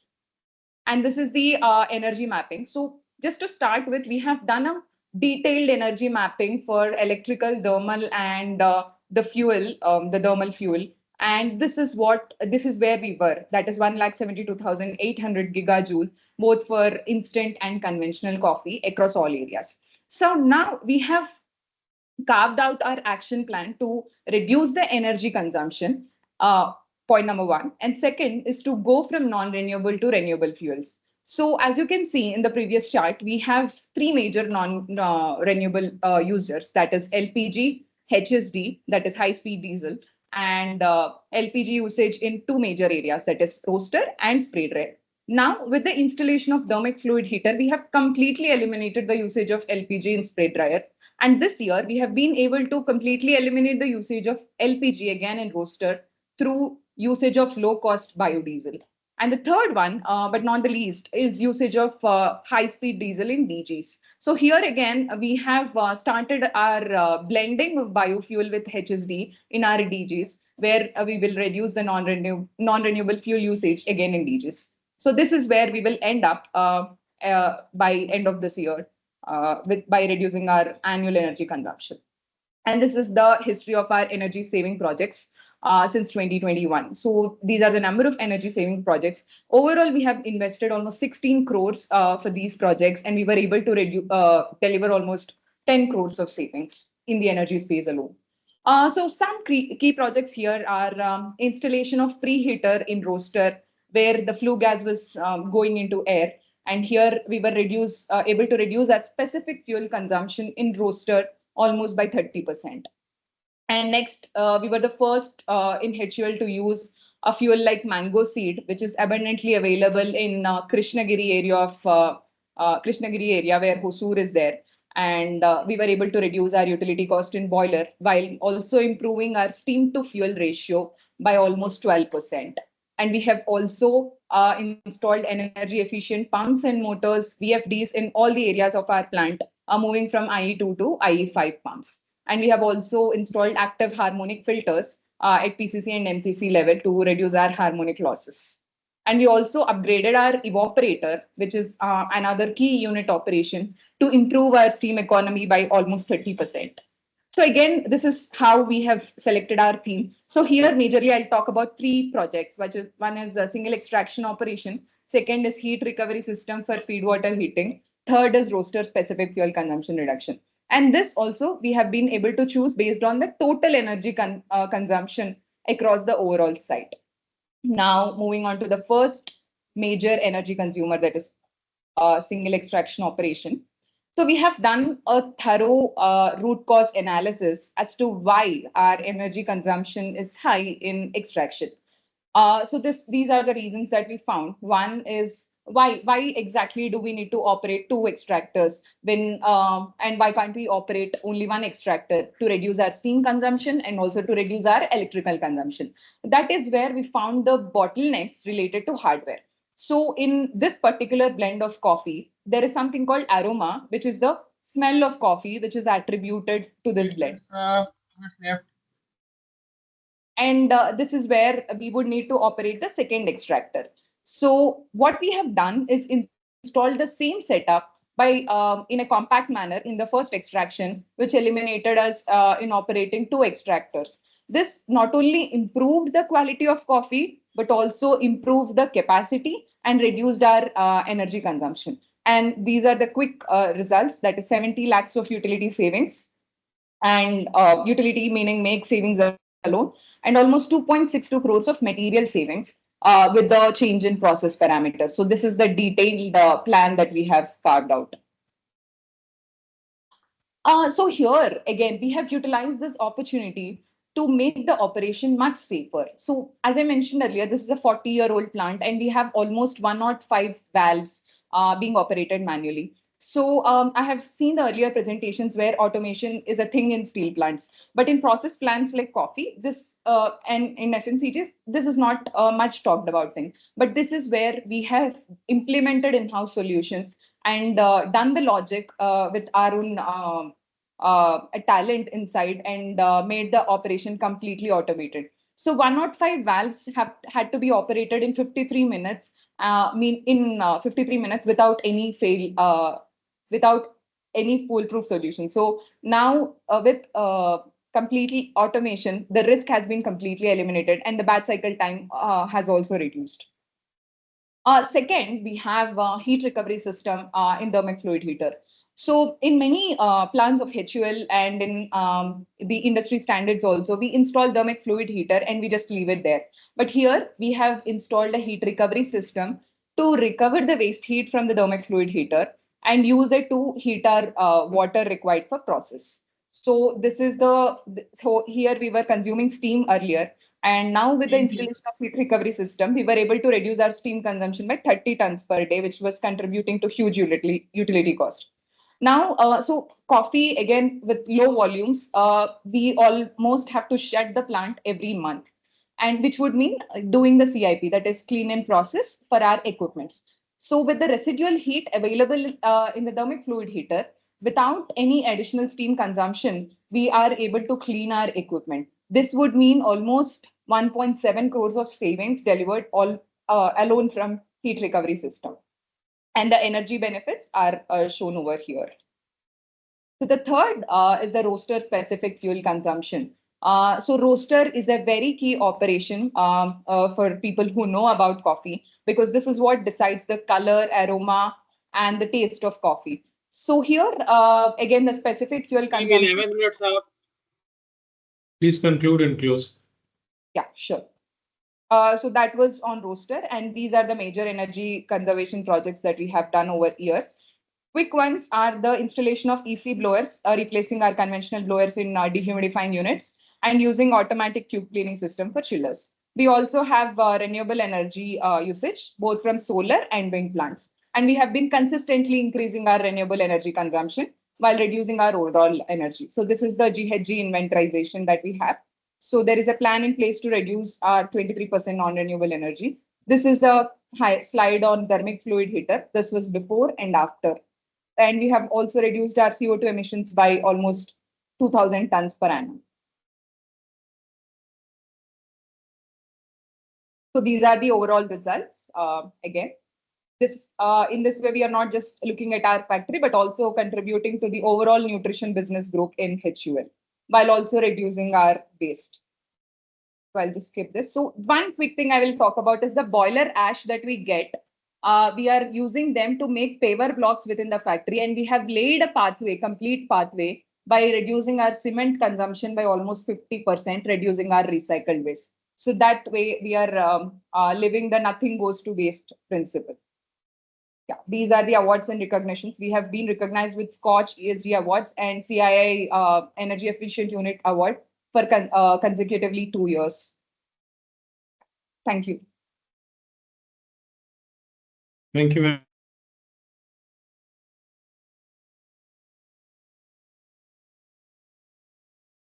evening time. This was something which is not so familiar to us, but I'm happy that you're doing a lot of work to make the process more efficient.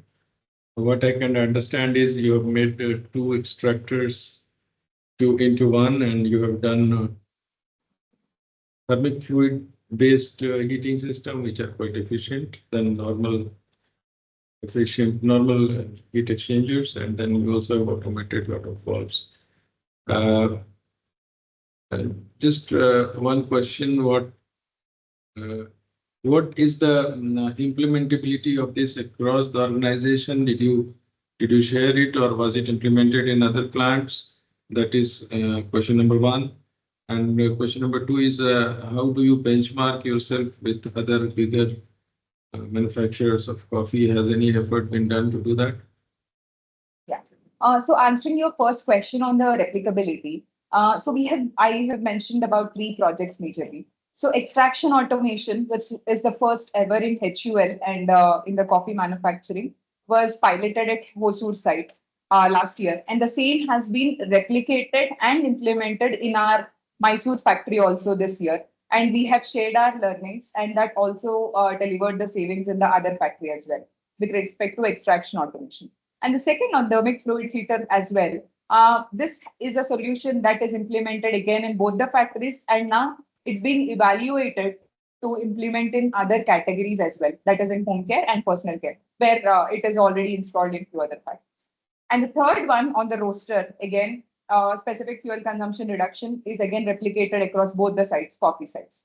And the second question on energy benchmarking, right? There was one slide on energy benchmarking. We are the best compared to our sister factory within HUL, but we also compare ourselves externally. How are we performing with respect to our competitors? So that's where we have pulled out maybe the energy data from CII portal, and we are 6% low energy consumers compared to our coffee competitors in instant coffee manufacturing. Okay, so whom do you consider as a benchmark partner? Any specific company or any specific data? How do you decide whom to benchmark with? So in And this the forum, size of manufacturing or similar kind of plant, how do you decide the benchmark?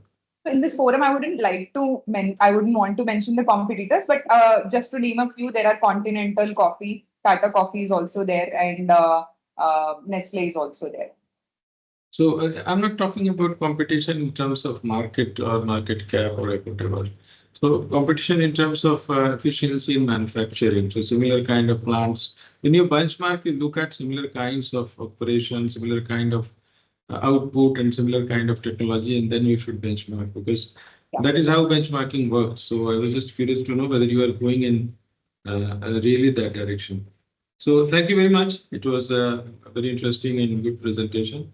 Thank you for the innovations that you have brought in the sector, which probably is not talking about much about efficiency. Thank you. Thank you. So Thank you, Sai Shri. So you've it's a coffee completed time, and we got very good, impressive presentation in innovation in brewery industry. Sure. So Yeah, our next team is from JCAP CPL, Mr. Praveen Kumar Jaiswal and Mr. Pragyan Kumar. give me one moment. Yes, sir.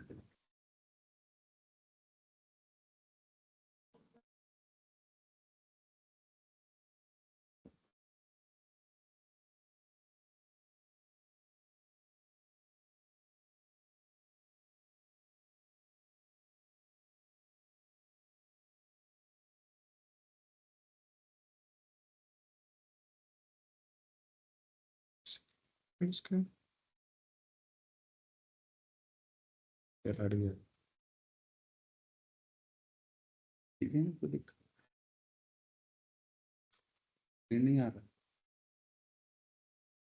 Screen आया था, then it momentarily आया था, then it went away. आपको फिर से करना पड़ेगा. Yes, just a moment.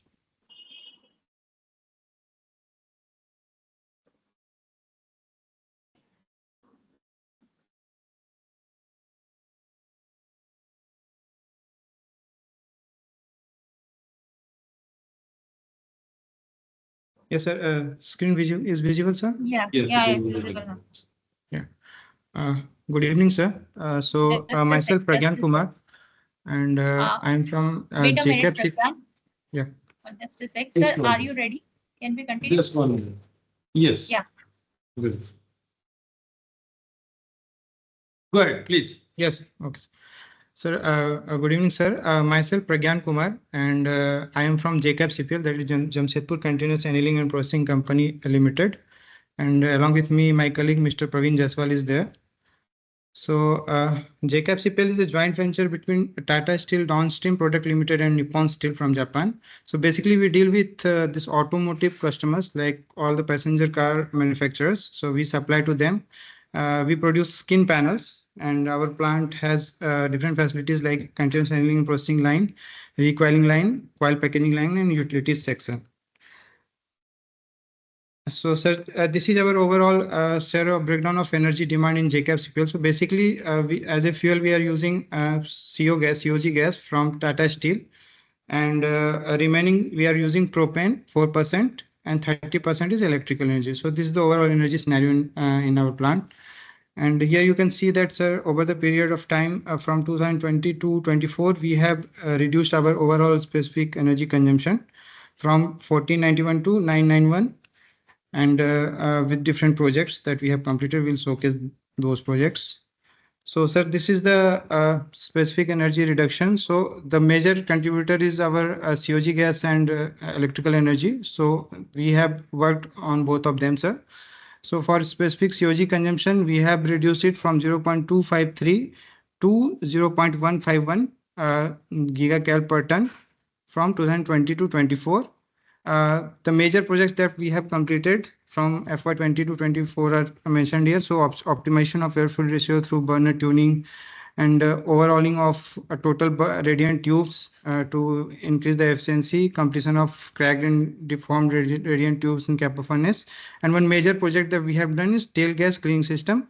That new plant we have installed to clean the coke oven gas, which was previously not used, and that we are utilizing. In electrical side, we have done many projects like in chiller plant, we have done several projects. LED lights, we have replaced all the conventional lights with LED lights.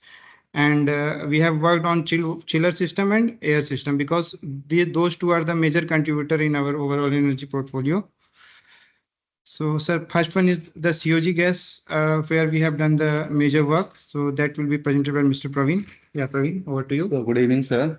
This is one of the innovative projects what we have done for the COG consumption reduction in our plant. Actually, for briefing that, I want to explain that in COGD plant, we are having a capacity of 11,000 NMQ per hour. So whatever the COG we receive from Tata Steel, we clean that in COGD plant, in coke oven gas desulfurization plant. After cleaning that raw COG, that COG goes in two sections. One goes to our Capel furnace and one goes to hydrogen generation plant. So for hydrogen generation plant, 1000 NMQ per hour is fixed. In 1000 NMQ, what we do, we increase the pressure of that particular gas, and after that it goes to the pressure swing absorption section. It works on the philosophy of 1:4. So from 1000 NMQ gas, we extract 250 hydrogen, and remaining 750 NMQ is sent again back to Tata Steel. So this 750 NMQ which we are sending back to Tata Steel is our COG loss. So in that gas, it's only a clean COG gas, only a clean COG gas, but the tar amount is in this gas is only increased. So for cleaning that, we had installed a tail gas cleaning system. In that picture, it is shown, and here the before and after comparison of COG consumption reduction project. You can see that before our gas was getting returned to the Tata Steel network. After installation of this tail gas purification unit, this unit we are directly reusing to our Capel furnace.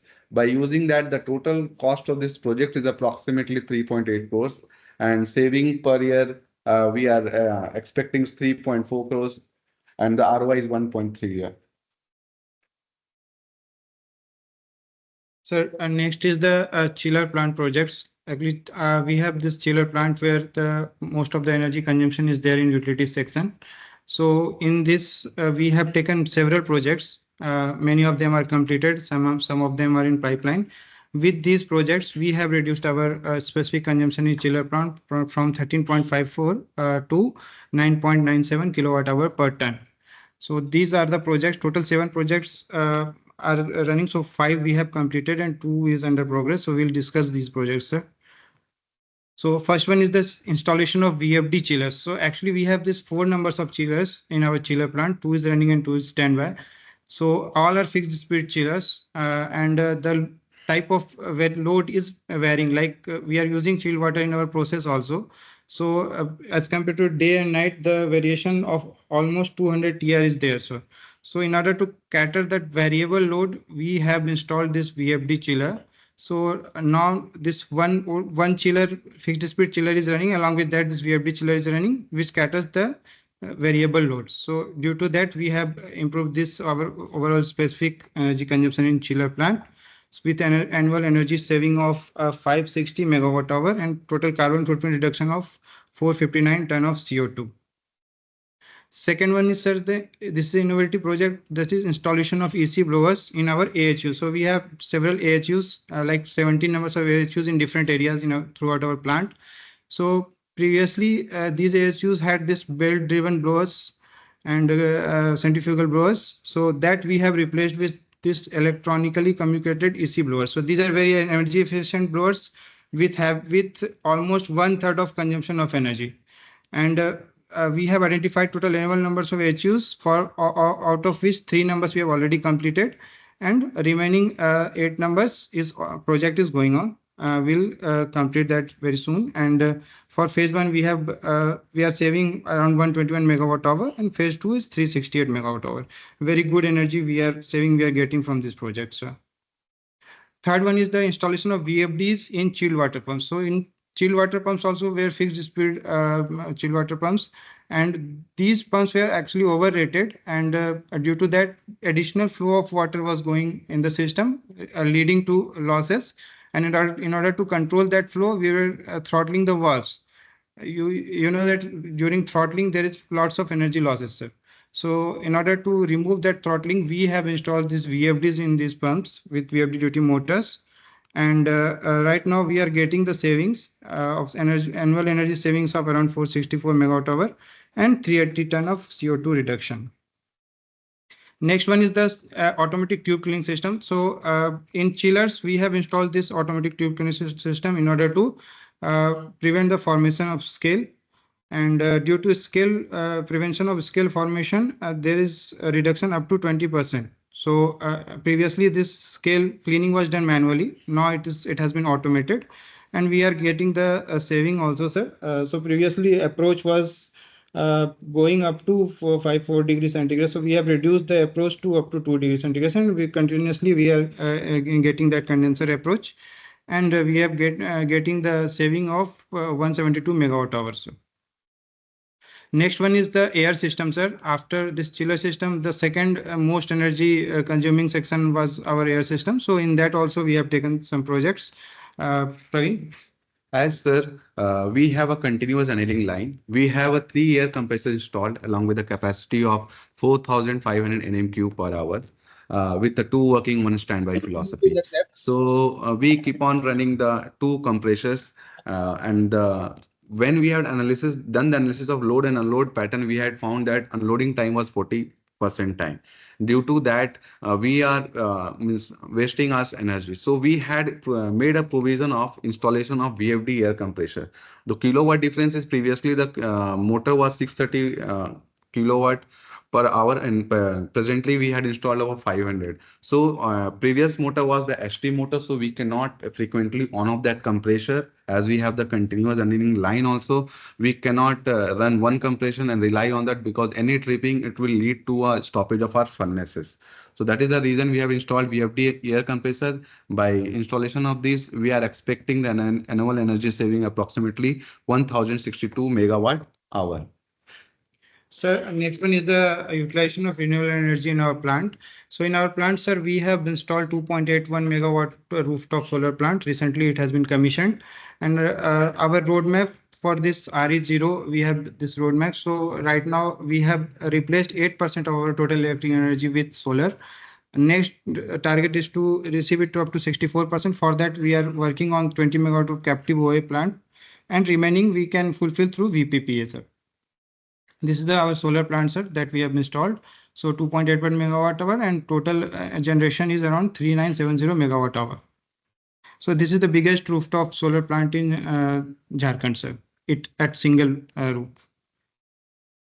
So next is the waste management. So proceeding towards the waste water management, we had identified the various water consumption reduction projects in our wastewater treatment plant, and our aim was for the zero effluent discharge plant. So our specific water consumption, we had taken a target for the reduction of 1.1 meter cube per ton. 0.545 meter cube. So these are the other project has been executed, and after that we had achieved the 0.45 specific water consumption, and we are the first in Jamshedpur for zero effluent discharge plant. And these are some major upcoming projects, and we had presented all the projects around the different forums, CII, Energy, CIA, and CON. Even our projects had been presented in international convention in last year in China, and we had received the gold award. So that's all from our side, sir. Thank you. Thank you. Thank you very much. You have done several important initiatives, and the first one, which I could understand, is about cleaning the COG gas, which you were sending it. I just wanted to know how it is actually saving you energy, and how it is saving in terms of cost for you. Can we go to that slide? Yes, sir, of course. आपने animation दिखाया था. हाँ. So actually what was इसमें happening पहले आप with- कह रहे हैं कि हाइड्रोजन प्लांट के लिए आप हाइड्रोजन के लिए ले लेते हैं सर्टेन गैसेस, सर्टेन पार्ट. हाँ, 1000 nm3. हाँ, और बाकी को क्या करते थे आप? Used to return. No, no. 1000 nm3 gas जो सर हम लोग हाइड्रोजन प्लांट के लिए what we are taking. So as per the hydrogen generation philosophy, from 1000 nm3 to 50 nm3 hydrogen we will generate, and remaining 750 nm3 we were returning back to Tata Steel. Which was not used, sir, in Tata Steel also, because these were वहाँ भी waste होता था. हाँ, वहाँ पे waste होता था, sir. तो अभी आप क्या कर रहे हैं कि वो चूंकि हाई टार था तो उसको आप क्लीन कर ले रहे हैं अपने. हाँ, tail gas cleaning system we had installed. In that 2 activated carbon bed we have installed with the one working. You are cleaning this gas and then again sending to hydrogen plant for 2 hour furnace. 2 hour furnace. So specific energy consumption जो sir 40 के around आ रहा था, वो घट के right now it is around 35. 35, 34. So it is the marginal improvement. And then you have installed I think VFD in various important chiller में भी आपने किया है, compressor में भी मैंने देखा. Extensive VFD changes आपने किए हैं major equipment. Yes, sir. And ये जो VFD वाला है, ये आपके across the company हो रहा है या मतलब और जगहों पे किया है और जगह पे VFD लग रहे हैं? Is it a company wide decision? Yes, sir. Actually, sir, जो हम लोग का कैपल लाइन है उसमें already all the drives are like VFDs. Mostly जितने भी हैं VFDs ही हैं as per design. But जो utility section था उसमें VFDs use नहीं होता था, sir. तो अभी यूटिलिटी सेक्शन में जहाँ पे वेरिएबल नेचर ऑफ लोड है और फिक्स्ड स्पीड में चल रहा है, वहाँ पे हम लोग VFD चेंज कर रहे हैं, सर. तो अभी बहुत जगह हो गया है. कूलिंग टावर्स में इस पर प्लान है सर नेक्स्ट करने का, सर, हम लोग का. एंड उसको क्लोज लूप करने का भी प्लान है. जो ओपन लूप में चल रहा था PID कंट्रोल के through we can optimise further, sir. तो वो भी हम लोग का चल रहा है, सर. मतलब कूलिंग टावर के फैंस में लगाने की सोच रहे हैं VFD? Yes sir, cooling tower fans में. एंड उसका जो speed control we'll have temperature transmitter, temperature set point पे we can control the speeds. Thank you very much. Thank you all the teams, and all the teams have worked very well, and we're all big companies and you're doing a lot of things, a lot of innovations, a lot of hard work. These equipments are very difficult to work with, and companies, what I can see, are all very conscious about energy, and several modifications are made by the team. We have 2 more? Yeah, we have 2 more. Okay, so we can go ahead. I think the initial sheet I got was for only this much. Let me check once again. Here, Abhishek Goswami from Tata Motors Jamshedpur Defense Factory. Yeah, so team 7 is from Tata Power. Okay, Mr. okay, Mukesh okay. Sharma, Mr. Prasenjit Paul, and Mr. Swapnil Machi. Yeah, yeah. Meanwhile, teams, be ready with your presentation. हाँ दीपंकर जी बोलिए नमस्ते नमस्ते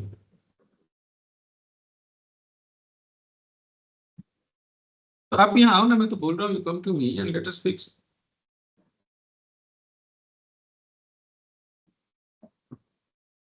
Any, you know, you have to take a slot. I have several programs lined up now. तो उस बीच में unless we sit down and find out a slot, I cannot plan. Competency based. हाँ भाई keep it real. देखो ऐसा है ना we have several programs lined up इसलिए मैं चाह रहा हूँ कि let us sit down and find out मैं अपने एक लोगों को बुला लूँगा who are planning this and we find out what is the best schedule. Suppose I keep on some day, then you say we are not able to get good participation.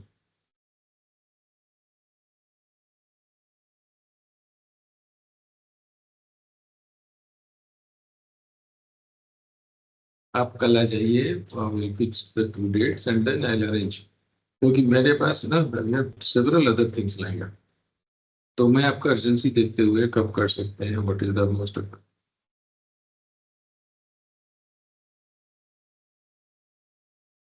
नहीं वैसा नहीं होगा, वैसा नहीं होगा, दोनों अलग अलग करेंगे ना, वो डिफरेंट है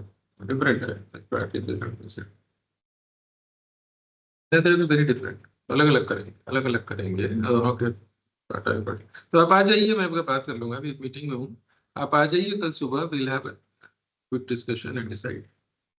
ठीक है. Okay, sorry. So let me write down the names of the teams. This is Tata Power again. Yes, sir. Tata Power. This is the second team from Tata Power.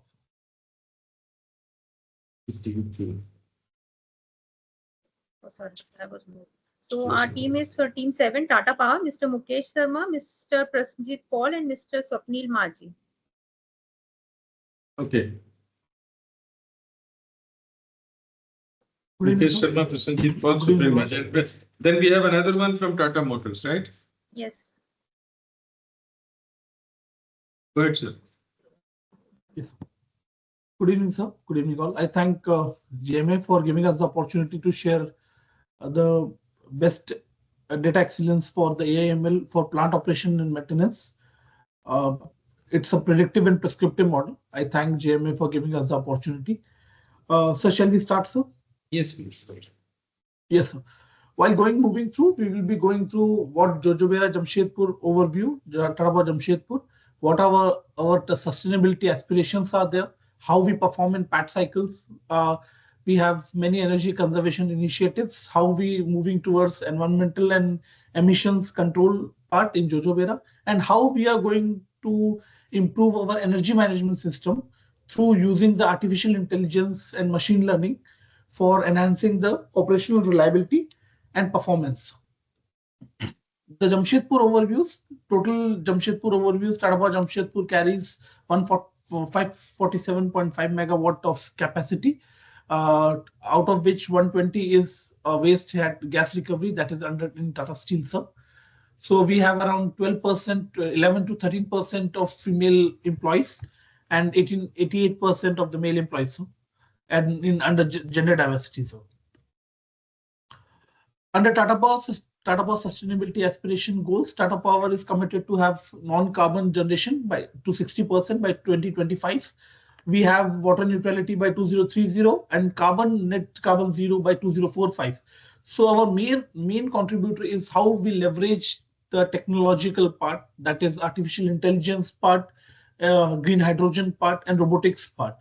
So presently we have ESG ratings of under CDP we have B, under SP Global we are 67, MSCI we are A, and CDP for water we are B. So presently we have 40% of the clean energy portfolio under Tata Power. So how we are going through in Jojobera, our main assessment is how we decided the priority.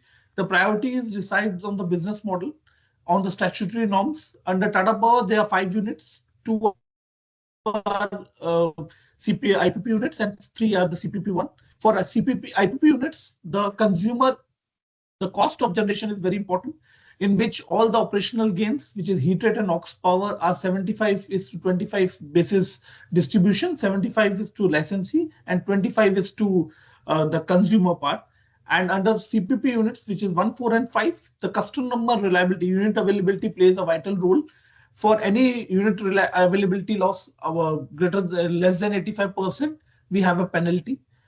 And O&M expenses plays a vital role in 145, which is O&M entitlement is fully dependent, fully a cost to the company for Tata Power. And fourth is the people capability and skills enhancement, for mainly the proactive analytical approach giving to the operational engineers and the maintenance engineer to read the predictive analysis part.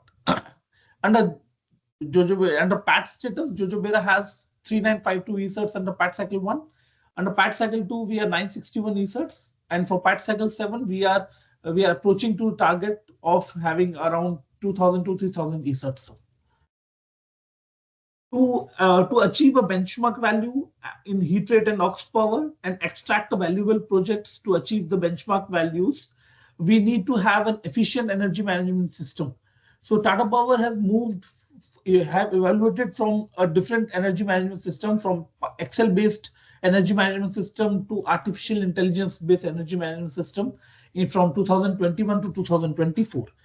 So how AIML strengthened our energy management system? First is the descriptive analysis, what is actually happening, diagnostic, why did it happen, predictive analysis, what is likely to be happen, and prescriptive one, what should I do about it. So we have combined all these complexities and value to our business in a single model, that is artificial intelligence based model, and that we have taken from a third party, which has also proprietary for these models. So how it works presently in DCS, it's an alarm based model. The alarm reaches, then the alarm will be generated.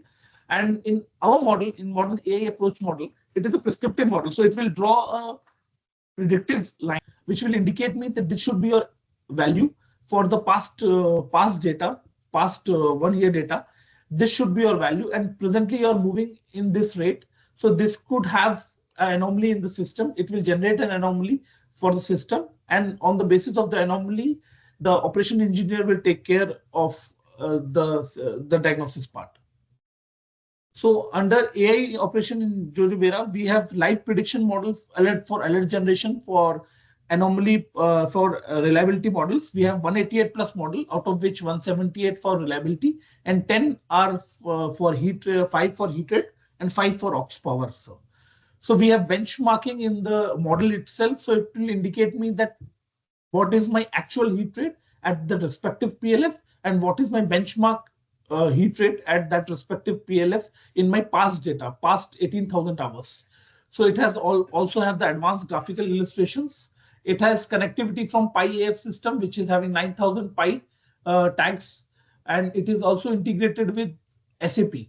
So we also have the notifications from SAP directly integrated to the system. So it will indicate me what maintenance person has done in the system, in the particular equipment, and that work will be seen in the model itself. So it will help the operational engineers to understand that what are the impact of that maintenance activity over the reliability and the heat rate part. So we have multiple dashboard and advanced analysis, where we have signal versus signal and signal versus time analysis part. We have 1000 plus FMEAs which have been included at the time of the development of the model, and we also have the user feedback part, in which user can provide their own FMEA in the system if the user thinks that these 1000 plus FMEAs are not enough in the system. Presently we have 155 to 200 issues were detected. Total footprints are 140 plus. Out of this 140 plus, the operation engineers place around 70 to 80, and out the other 60 are the service engineers, mainly the maintenance people. So what is the innovativeness in it? So we have real-time dashboards for heat rate and aux power. We have advanced analysis system, signal versus signal, signal versus time. We have direct efficiency, live efficiency counters, and predictive efficiency counter. I will go through how live heat rate can be monitored and how the controllable parameters can be monitored through it and how the alerts are generated on the basis of it. We have data quality issues to strengthen our data quality part because 9,000 pi tags are there. So if any data quality of the system get hampers, it will generate an alert. It is an early warning predictive alert has been given by the system. So any anomaly from the predictive one, any change from the predictive line, it will generate an alert to the system. As I said, user feedback plays a vital role in the system, whether it is true positive, true negative, false positive. So if the user gives the feedback, it will be the AI/ML model get more strengthened. So and user can also provide their FMEA in the system. So it is having 1,000 plus FMEAs, as I said. It has having 188 models in which users can create their own model also in the system, because in the baseline part, the Uptime AI team has only provided few of the models. So it has been customized based on the Jojobera business model. So we have 188 models. Presently, they have only 60 models. Now it has been increased to 188. So I will go through how we have worked on how we have used AI/ML in aux power reduction part. So while going through every in aux power, we have, if the anomaly is generated, we can see that how much anomaly is generated in specific current consumption, specific power consumption part. So we have trends for specific current consumption part. You can see the blue line, which is the predictive line, and red is the actual line. So if it indicates that there is an increase in specific current consumption, so it will generate an anomaly. And if I click on the anomaly, it will indicate me what are the subsets which are impacting that increase in 8 the. minutes up, 2 minutes left. Yes, sir. 8 minutes up, 2 minutes left. Okay, sir. So same goes with the heat rate model. We have the heat rate anomaly model. So it will indicate that what are the increase in the heat rate, why it has been increased, what are the factors which is impacting. It helps in extracting the projects in annual shutdown and also the big projects. So it is indicating me that RAPH was having the deviations in the DP. So we worked on the duct leakage part. We achieved the benchmark value from 2016 for lowest PFN currents, FDFN currents, and IDFN currents. Same is the efficiency model. It will generate an alert based on the predictive values. So it will indicate me that what are the deviations, how much kilocalorie I am losing on the live basis, and what are the actionable doing with MIT USA, the infinite cooling for our cooling towers based on the outcomes which is extracted from this AI model. So we have a benchmarking process. We have dashboards for benchmarking. So it will indicate me what are the best achieved values for heat rate and aux power and what is our current value. So it will help us see how much we are deviating from the benchmarking values. For how much impact in the AI because of the AI is, previously we have been having force outage in FY 23.96. Now we are moving at 0.05% of the force outage. Benchmark APC in unit number 5 is 0.25%. And the major projects we are working with Siemens for our HP turbines in unit number 2 and 3, 10 kilocalories each. Major project with MIT USA, which is 20 kilocalorie, which we have extracted from this AI models. Notional savings of 4 crores we have achieved. We have reduced the R&M cost daily maintenance for 3.4 crores. And for cultural shifts, we have 145 trained user, 188 customized model. Under scalability part, we have deployed the same in Tata Power Prayagraj, Tata Power Mundra. Under sustainability emissions project, Tata Power Jojobera is working with the Thermax for carbon net zero projects, under which we are changing our unit 1, which is decommissioned in 2027 to 50% natural gas. In which we will reduce our emissions by 18 to 20% by reduction in 20,000 metric tons of carbon emissions. We have NOx abatement, reduction in NOx for emission control. We have reduced our NOx from 565 to 320 milligram per normal meter cube. Tata Power with GE has installed first NOx amendment project in which DB Plus digital boiler tool, which will reduce the controllable parameters of heat rate and NOx power, which will increase if we reduce the NOx. So it will help in optimizing the combustion. So we have achieved the benchmark in specific water consumptions, and these are our Form 3. Form 3. Yeah, sir. I'm going to end soon, sir. Just 1 minute, sir. These are our energy saving projects in which we have submitted to CEA and BEE, sir, for in under Form 3. So we have achieved accolades from CII for our AI model. We are second runner-up in 15 CII and second runner-up in 16 CII also, sir. We have in Tata Innovesta, we have reached to the pre-final round and most innovative partner part, sir. Thank you. Thank you, sir. Any questions, sir? Thank you. Thank you for a nice presentation and bringing the innovations that you have brought in Tata Power. I have just a couple of small questions. This new AI-based and machine learning-based software that you have done, is it a third-party provided solution? And that's number one. Number two, is it integrated with your DCS? How does it take data? Where does it take data from? And third is, how have you created those baselines? Was the OEM involved, or it was created through some performance guarantee tests? How did you create those baselines? Right, sir. The first question is whether it is created from the third party. Yeah, third party is involved, sir. They are a startup, US-based startup. They came to us with a model that they had this model. So our team with the engineering team, our DNIT team, our site team has sat with them. And previously they have very basic models for reliability models. So they have shared with us few of the reliability models. Our team sat with them and they went for 150 plus models in the initial stage. So we went for individual BFP wise model. We went for individual boiler wise model. We went for individual economizer wise model. So previously their model was only based on a thermal power plant. So we have customized those models with respect to our power plant. And after that, first time we have introduced live heat rate and loss monitoring system, which will generate an alert. So this is the model that was not with them, that this was developed by the Tata Power team in collaboration with them. They have also filed as a proprietary based on the data which they have got in 2021, based on the study which they have conducted on us. So initially they have the basic models. So customized models are there, which was done by the Tata Power team itself, sir. Secondly, the question was whether it is how it is integrated with our system. It is integrated. DCS is integrated through Pi system, Pi connectivity system. So 9,000 tags are directly connected to Pi, and then Pi is connected to the Uptime AI team. So there is a firewall between all the three individual firewalls. So we have the securities also working fine for it. So this is where we are directly connected to the DCS to the AI model.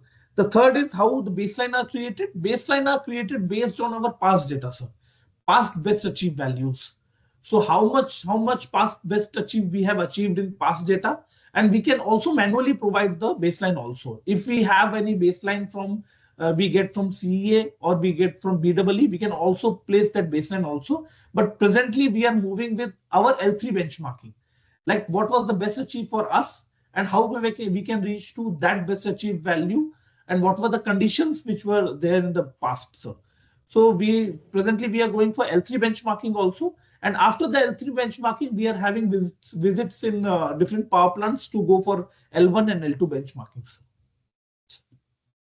So when you talk about past data, so for example, if you take a particular snapshot of a particular load and a particular heat rate at which unit is operating, so there will be several underlying other parameters, for example, main steam temperature, pressure, heat temperature, pressure, a lot of other aspects which actually affect condenser vacuum. So you take all those past data manually and feed it to the system, or how do you create that? For example, if I'm getting a certain heat rate, I don't know what is your heat rate. For example, suppose we are getting 2350 or 2250, whatever. Right. At that time, what was my temperature, pressure, what was my spray, what was my vacuum, what was my... So how do you feed this data to the system? उसका Right, sir. log लेके आप निकाल के डालते हैं उसको? No, sir. ये I will go through कि कैसे हम लोग निकालते हैं. Actually, the heat rate find है. So heat rate में there are controllable and uncontrollable losses. So what we have done, all the 9000 tags जिसमें MS pressure भी है, temperature भी है, heater spray भी है. अब condenser vacuum को भी बहुत parameters impact करते हैं. CW flow हो गया, CW inlet temperature हो गया, and the how much the exhaust flue temperature is. तो ये सारे parameters जो हैं that has been live taken from the system. और जब हीट रेट मॉडल बिल्डअप किया गया तो उसमें ये सारे पैरामीटर्स आ रहे हैं. If there is any deviation in the heat rate, so if I click on that heat rate deviation, it will indicate me what are the live parameters which are deviating, जिसमें MS temperature भी हो सकता है, MS pressure भी हो सकता है, condenser vacuum भी हो सकता है. और अगर कंडेंसर वैक्यूम में मैं क्लिक करूंगा, it will indicate me what are the parameters which are impacting. समझ गया. ये तो आप बताएंगे, डिजाइन से वेरिएशन बताएगा ना वो डिजाइन से वेरिएशन बताएगा सर. दो चीजें हैं, जैसे मैं जो देखिए मशीन लर्निंग का मेनली कंसेप्ट ये होता है कि इट लर्न्स. जैसे जैसे आप चलाते हैं, कभी आपका अच्छा हिट रेट आ रहा है एट अ सर्टेन पीरियड, तो उसका वो स्नैपशॉट लेके it learns that when I run my plant like this at this load, here I get my best heat rate or by my best APC if this is the combination, if this is the अगर इतने हमारे equipment चल रहे हैं, इतना oxygen level है, whatever, उसी से लर्न करके वो मॉडल क्रिएट करता है और फिर आपको आगे आपको गाइड करने लगता है. Time comes when it is so powerful that it can tell you. दूसरा मेथड होता है कि आप डिजाइन से डेविएशन निकालते हैं. ये तो पहले से भी चला आ रहा है. हाँ भाई सर, ये तो बहुत पुराना सिस्टम है कि भाई इस वक्त हम डिजाइन से कितना डेविएट कर रहे हैं, इतना डिजाइन होना चाहिए. सर ये डिजाइन से ये डेविएशन दोनों से निकाल के देता है आपको. डिजाइन से मैं आपको जैसे ये दिखा रहा हूं सर, ये आपको दिख रहा होगा ऑपरेशनल कंडेंसर वैक्यूम, जिसमें आपको रेड लाइन दिख रही होगी, ये रनिंग पैरामीटर है, और ब्लू लाइन है, ये मेरे प्रीवियस डेटा है. So it will indicate me what are my losses. This is the design at respective PLF. What should be my design at that respective PLF, and how much I am losing from this, and how much I am losing from the predicted value. So ये predicted value जो आ रही है, ये आपने जैसे बोला correctly कि वो रीहीटर स्प्रे हाई हो रहा है, जिसकी वजह से मेरा condenser vacuum heat duty impact कर रहा है, जिसकी वजह से मेरा कंडेंसर वैक्यूम इंक्रीज हो रहा है. आप यहाँ देख रहे होंगे कि CW इनलेट टेम्परेचर भी है. जैसे मैंने वैक्यूम क्लिक किया, it will indicate me how much my CW inlet temperature is contributing towards my vacuum. जैसे आप देख रहे हैं मेरा वैक्यूम 41 किलो कैलोरी लॉस है, जिसमें से CW इनलेट की वजह से 36 किलो कैलोरी है. Then other 6 kilo calories because of either fouling और either because of CW flow conditions. तो ये जैसे आपने करेक्टली मेंशन किया कि वो AIML बेस्ड है, based on a previous value, not from the design value. So it is based on a previous value, it self learns. So जैसे आपने मेंशन किया कि वो यूजर फीडबैक पे बहुत डिपेंडेंट है, जो सेल्फ लर्निंग के लिए, कि whether it is true positive, false negative और true negative. So it's accuracy, true positive and true negative जो डिपेंड करता है, that is fully dependent on user feedback. And precision जो होता है, जो ट्रू पॉजिटिव मेनली होता है, वो फुल्ली डिपेंडेंट होता है कि वो यूजर फीडबैक क्या दे रहा है. तो इसकी एक्यूरेसी मॉडल की डेवलप होती जा रही है. जैसे आपने करेक्टली मेंशन किया कि वो सेल्फ लर्न करते हुए और स्ट्रेंथन कर लेगा प्रोसेस को. तो जैसे मैंने आपको बोला कि 2021 अक्टूबर में चालू हुआ, दिसंबर अक्टूबर में. आप ये देख रहे हो, this is 2024 and still we say that its accuracy is around 90%. It's not 100% because user feedback changes sometime because person to person part. But still we are strengthening the process to enhance the user feedback, and इसके हमें operational gains भी मिल रहे हैं. And this process is also appreciated in many of the CII forums because AIML based reliability में तो models हैं, but heat rate and aux power में मॉडल नहीं है. जैसे आपने मेंशन किया कि बेंचमार्किंग से कंपेयर करके डेविएशन निकालना, वो मॉडल्स बहुत सारे हैं, लेकिन लाइव प्रेडिक्शन मॉडल जिसपे अलर्ट जाए इंजीनियर को कि आपका मिल करंट इंक्रीज हो रहा है, आपका BFP करंट इंक्रीज हो रहा है, और आप चेक करिए whether your scoop are okay, there is a deviation in scoop, whether the deviation in flow, तो वो मॉडल्स नहीं है. तो this is the model sir. Any other question sir? Okay, ठीक है, thank you. Thank you very much. Thank you sir. Thank you, Team 7 from Tata Power. Now we have our last team from Tata Motors, Team 8, Mr. Parveen Kumar Thakur, Mr. Abhishek Goswami, and Mr. Ujjwal Datta. Sir, are you there? हाँ madam कर रहा हूँ.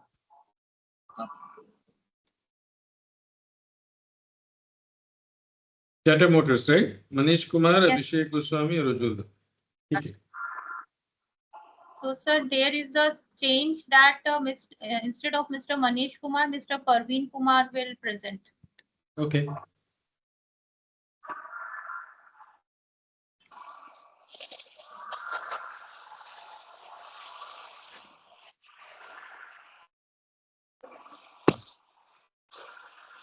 Good evening, respected sir, ma'am, senior, and all of my friends.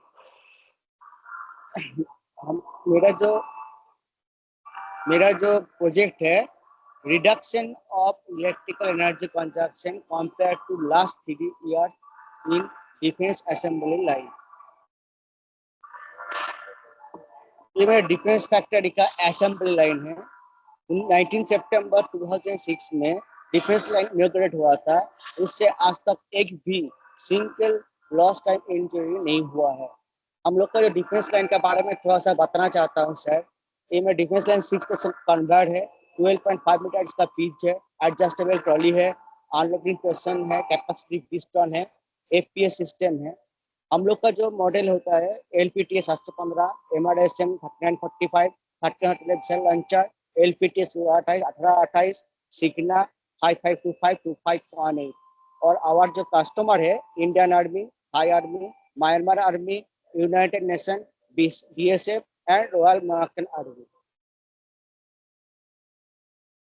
This is our products examples that LPT 8, LPT 715, LPTA 330, solar ties, 0.1, Baravara and 6260.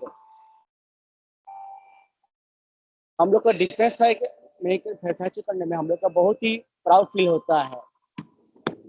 हम आगे बढ़ने के पहले Indian army को दिल से सैल्यूट करता हूं और भारत माता को प्रणाम चढ़ा के आगे बढ़ता हूं. जय हिंद. मेरा जो प्रोजेक्ट है reduction of electrical energy consumption compare to last 3 years in defence assembly line. हम जो मेथड और टूल यूज किया हूँ वो पीडीसी है, प्लान टू चेक एट. ये मेरा प्लान टू चेक एट का स्टार्ट डेट है एंड एंड डेट है. और मेरा जो टीम मेंबर्स है, मेंटर में उज्जवल दत्त है और लीडर में मैं हूँ अभिषेक गोस्वामी और अदर्स मेंबर्स है प्रवीण ठाकुर. जो हम लोग का प्रॉब्लम फेस हुआ है वो है आपका लास्ट 3 years में हम लोग का जो एनर्जी कंजप्शन हुआ है वो एक ग्राफ में है जो किलोवाट आवर व्हीकल में है. उसमें देखा गया जो हम लोग का बहुत ही इलेक्ट्रिकल एनर्जी कंजप्शन बढ़ा हुआ है 21-22 से 23-24 में. तो हम लोग 24-25 फाइनल से रेट में हम लोग टारगेट लिए हैं 846 किलोवाट आवर पर व्हीकल. इसके लिए हम लोग प्लान पेज बनाया. प्लेटफॉर्म पर देखा टोटल डिफेंस असेंबली लाइन में कनेक्टेड लोड क्या है. आपका स्लाइड नहीं मूव हो रहा है. आपका स्लाइड 1 ही दिख रहा है मुझे. स्लाइड शो नहीं हो रहा है. स्लाइड नंबर 1 ही मुझे दिख रहा है.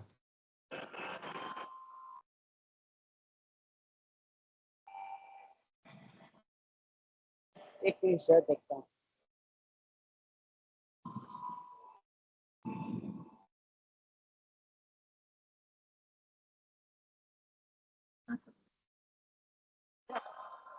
शेयर कर रहा हूँ तो शेयर नहीं हो रहा. शेयर कर रहा हूँ तो एक ही पीपीटी दिखा रहा है, 5 पीपीटी. वो है फर्स्ट स्लाइड दिखा रहा है, नेक्स्ट स्लाइड नहीं बता रहा है. बोल रहा कहाँ पर है.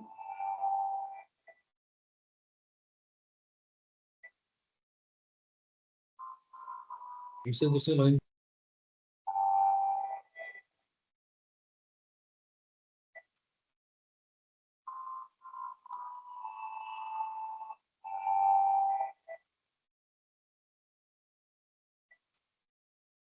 नहीं आता है.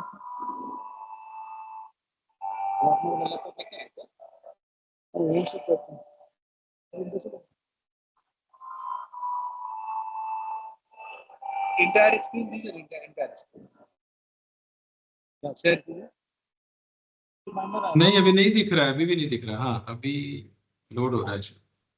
अभी नहीं, नहीं, अभी नहीं। और लोगों को दिख रहा है क्या? Are others able to see the slide? हाँ sir, No, sir, not at all. एक No, मिनट sir, slide is not visible. Do you want me to share your slides? Yes, Sukirti, please do it because time is also running. अभी हाँ,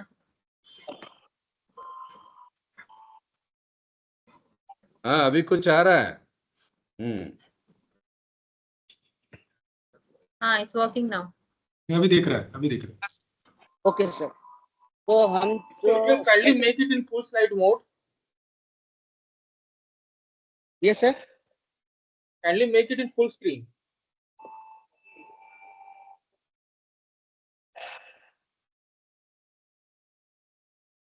गोस्वामी जी, उसको presentation mode में डालिए। अभी डाले मैं सर, देखिए सर। नहीं, नहीं आया, प्रेजेंटेशन मोड में डालिए, नीचे तरफ है ना।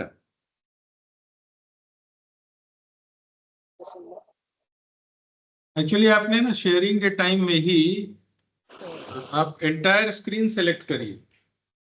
ओके सर, प्रिंट स्टार, आप पीपीटी मत सेलेक्ट कीजिए, उसमें ये प्रॉब्लम आती है।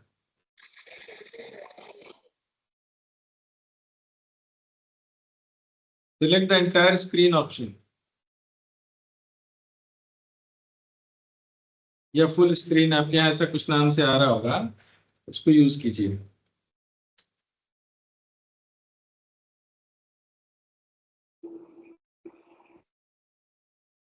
अभी ठीक है सर।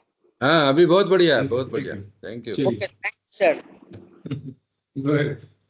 तो सर मैंने जो स्लाइड में था, तो हमने पहले प्रॉब्लम फेस में जो देखे, जो लास्ट 3 इयर्स में मेरा क्या एनर्जी कंज्यूम हुआ पर व्हीकल में, तो इसमें हम लोग का बहुत ही हाई 3 साल में एनर्जी कंजप्शन हुआ था।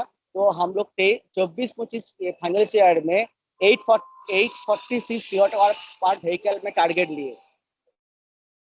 तो इसमें प्लान फेज में हम पहले कनेक्टेड लोड कैलकुलेशन किया, जो डिफेंस लाइन में जितना लोड कलेक्टेड है, fix load and variable load, ये दोनों टाइप में उसको डिवाइडेड किया। उसमें हमको पहले निकला जितना टास्क लाइट है, जैसे ट्यूब लाइट, ओवरहेड लाइट, उसमें टोटल कनेक्टेड लोड है 102.8 किलोवाट था। प्लान फेज में हम पहले लिया टोटल लाइन में कितना एग्जिस्टिंग फ्लोरोसेंट लाइटिंग सिस्टम है, वो हमने पहले इसको चेक किया। तो ये मेरा टोटल P4 का फोटो है सर। नेक्स्ट हम प्रोपोज प्लान किया फॉर एनर्जी कंजप्शन रिडक्शन। तो इसमें हम देखा 219 वाट फ्लोरोसेंट ट्यूबलाइट सेट है, जो 2 into 22 वाट ईच है। उसको हम पहले प्लान बनाया है 60 नोज 150 वाट का हाई पे एलईडी लाइट रिप्लेस करेंगे। नेक्स्ट हमने देखा provision of LED lights in place of 400 watt metal headed lamp at DRR1 full alignment and vehicle PDI area, and provision of LED lights in place of 400 metal head lamp for vehicle parking area। और हम plan बनाया जो मेरा emergency lighting system है, उसको भी हम utilise करेंगे dinner time, T time and lunch time में। ये मेरा प्रोपोज प्लान है जो अप्रूव हुआ है जीएम, हम लोग का डिफेंस मैन्युफैक्चरिंग का जीएम से, जो हमको अप्रिशिएट भी किया है और आगे बढ़ने के लिए इंडियन का अप्रूवल भी दिया है।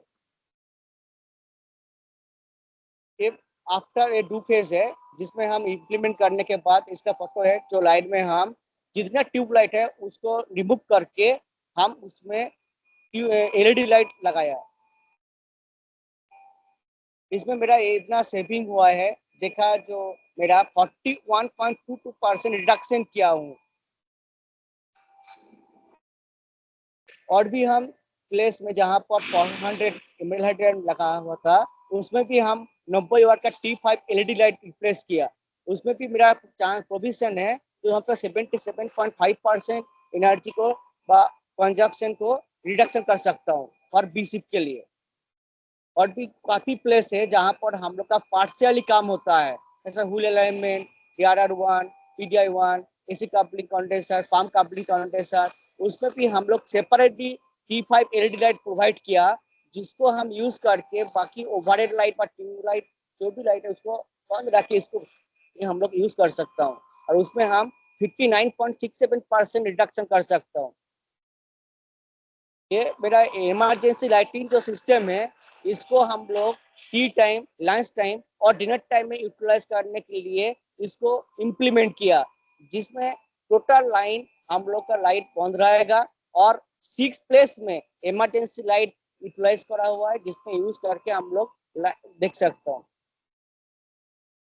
आफ्टर इम्प्लीमेंटेशन चेक फेज पे हम देखे जो अप्रैल महीना से एनर्जी कंजप्शन जितना था, अभी सितंबर महीना में जो एनर्जी कंजप्शन काफी रिड्यूस हुआ है और ओवरऑल सितंबर तक मेरा 559 किलोवाट पर व्हीकल में आया हूँ।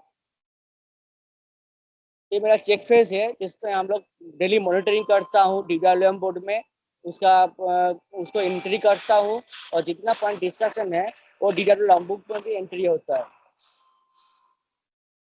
ये मेरा टेंजिबल बेनिफिट्स है।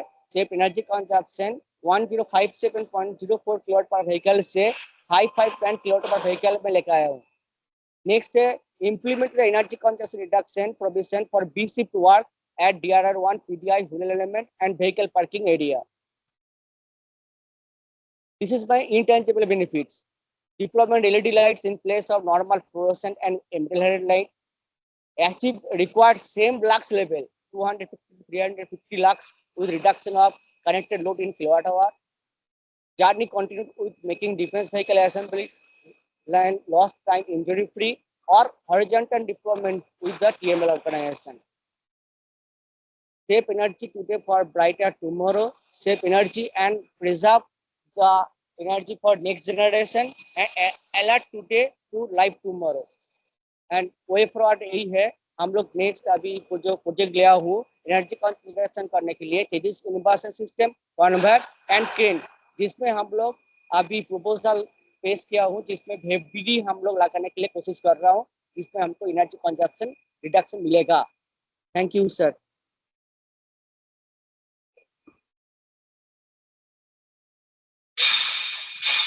Thank you.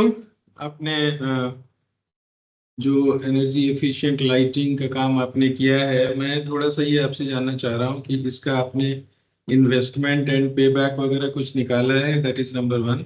दूसरे की इलिमिनेशन का कुछ मेजरमेंट आपने किया है प्री एंड पोस्ट में?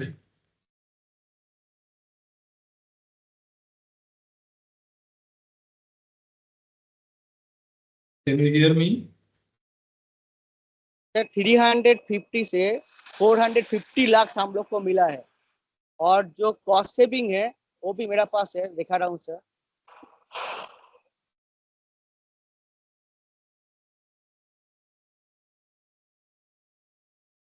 ये मेरा प्रोपोज प्लान है और replacement of tubelight with the LED light. इसमें प्रोपोजल जो इसमें सेविंग है, सेविंग देख के उसके बाद ही हम लोग का जीएम साहब अप्रूव किया है और इंडेंट को अप्रूवल किया है।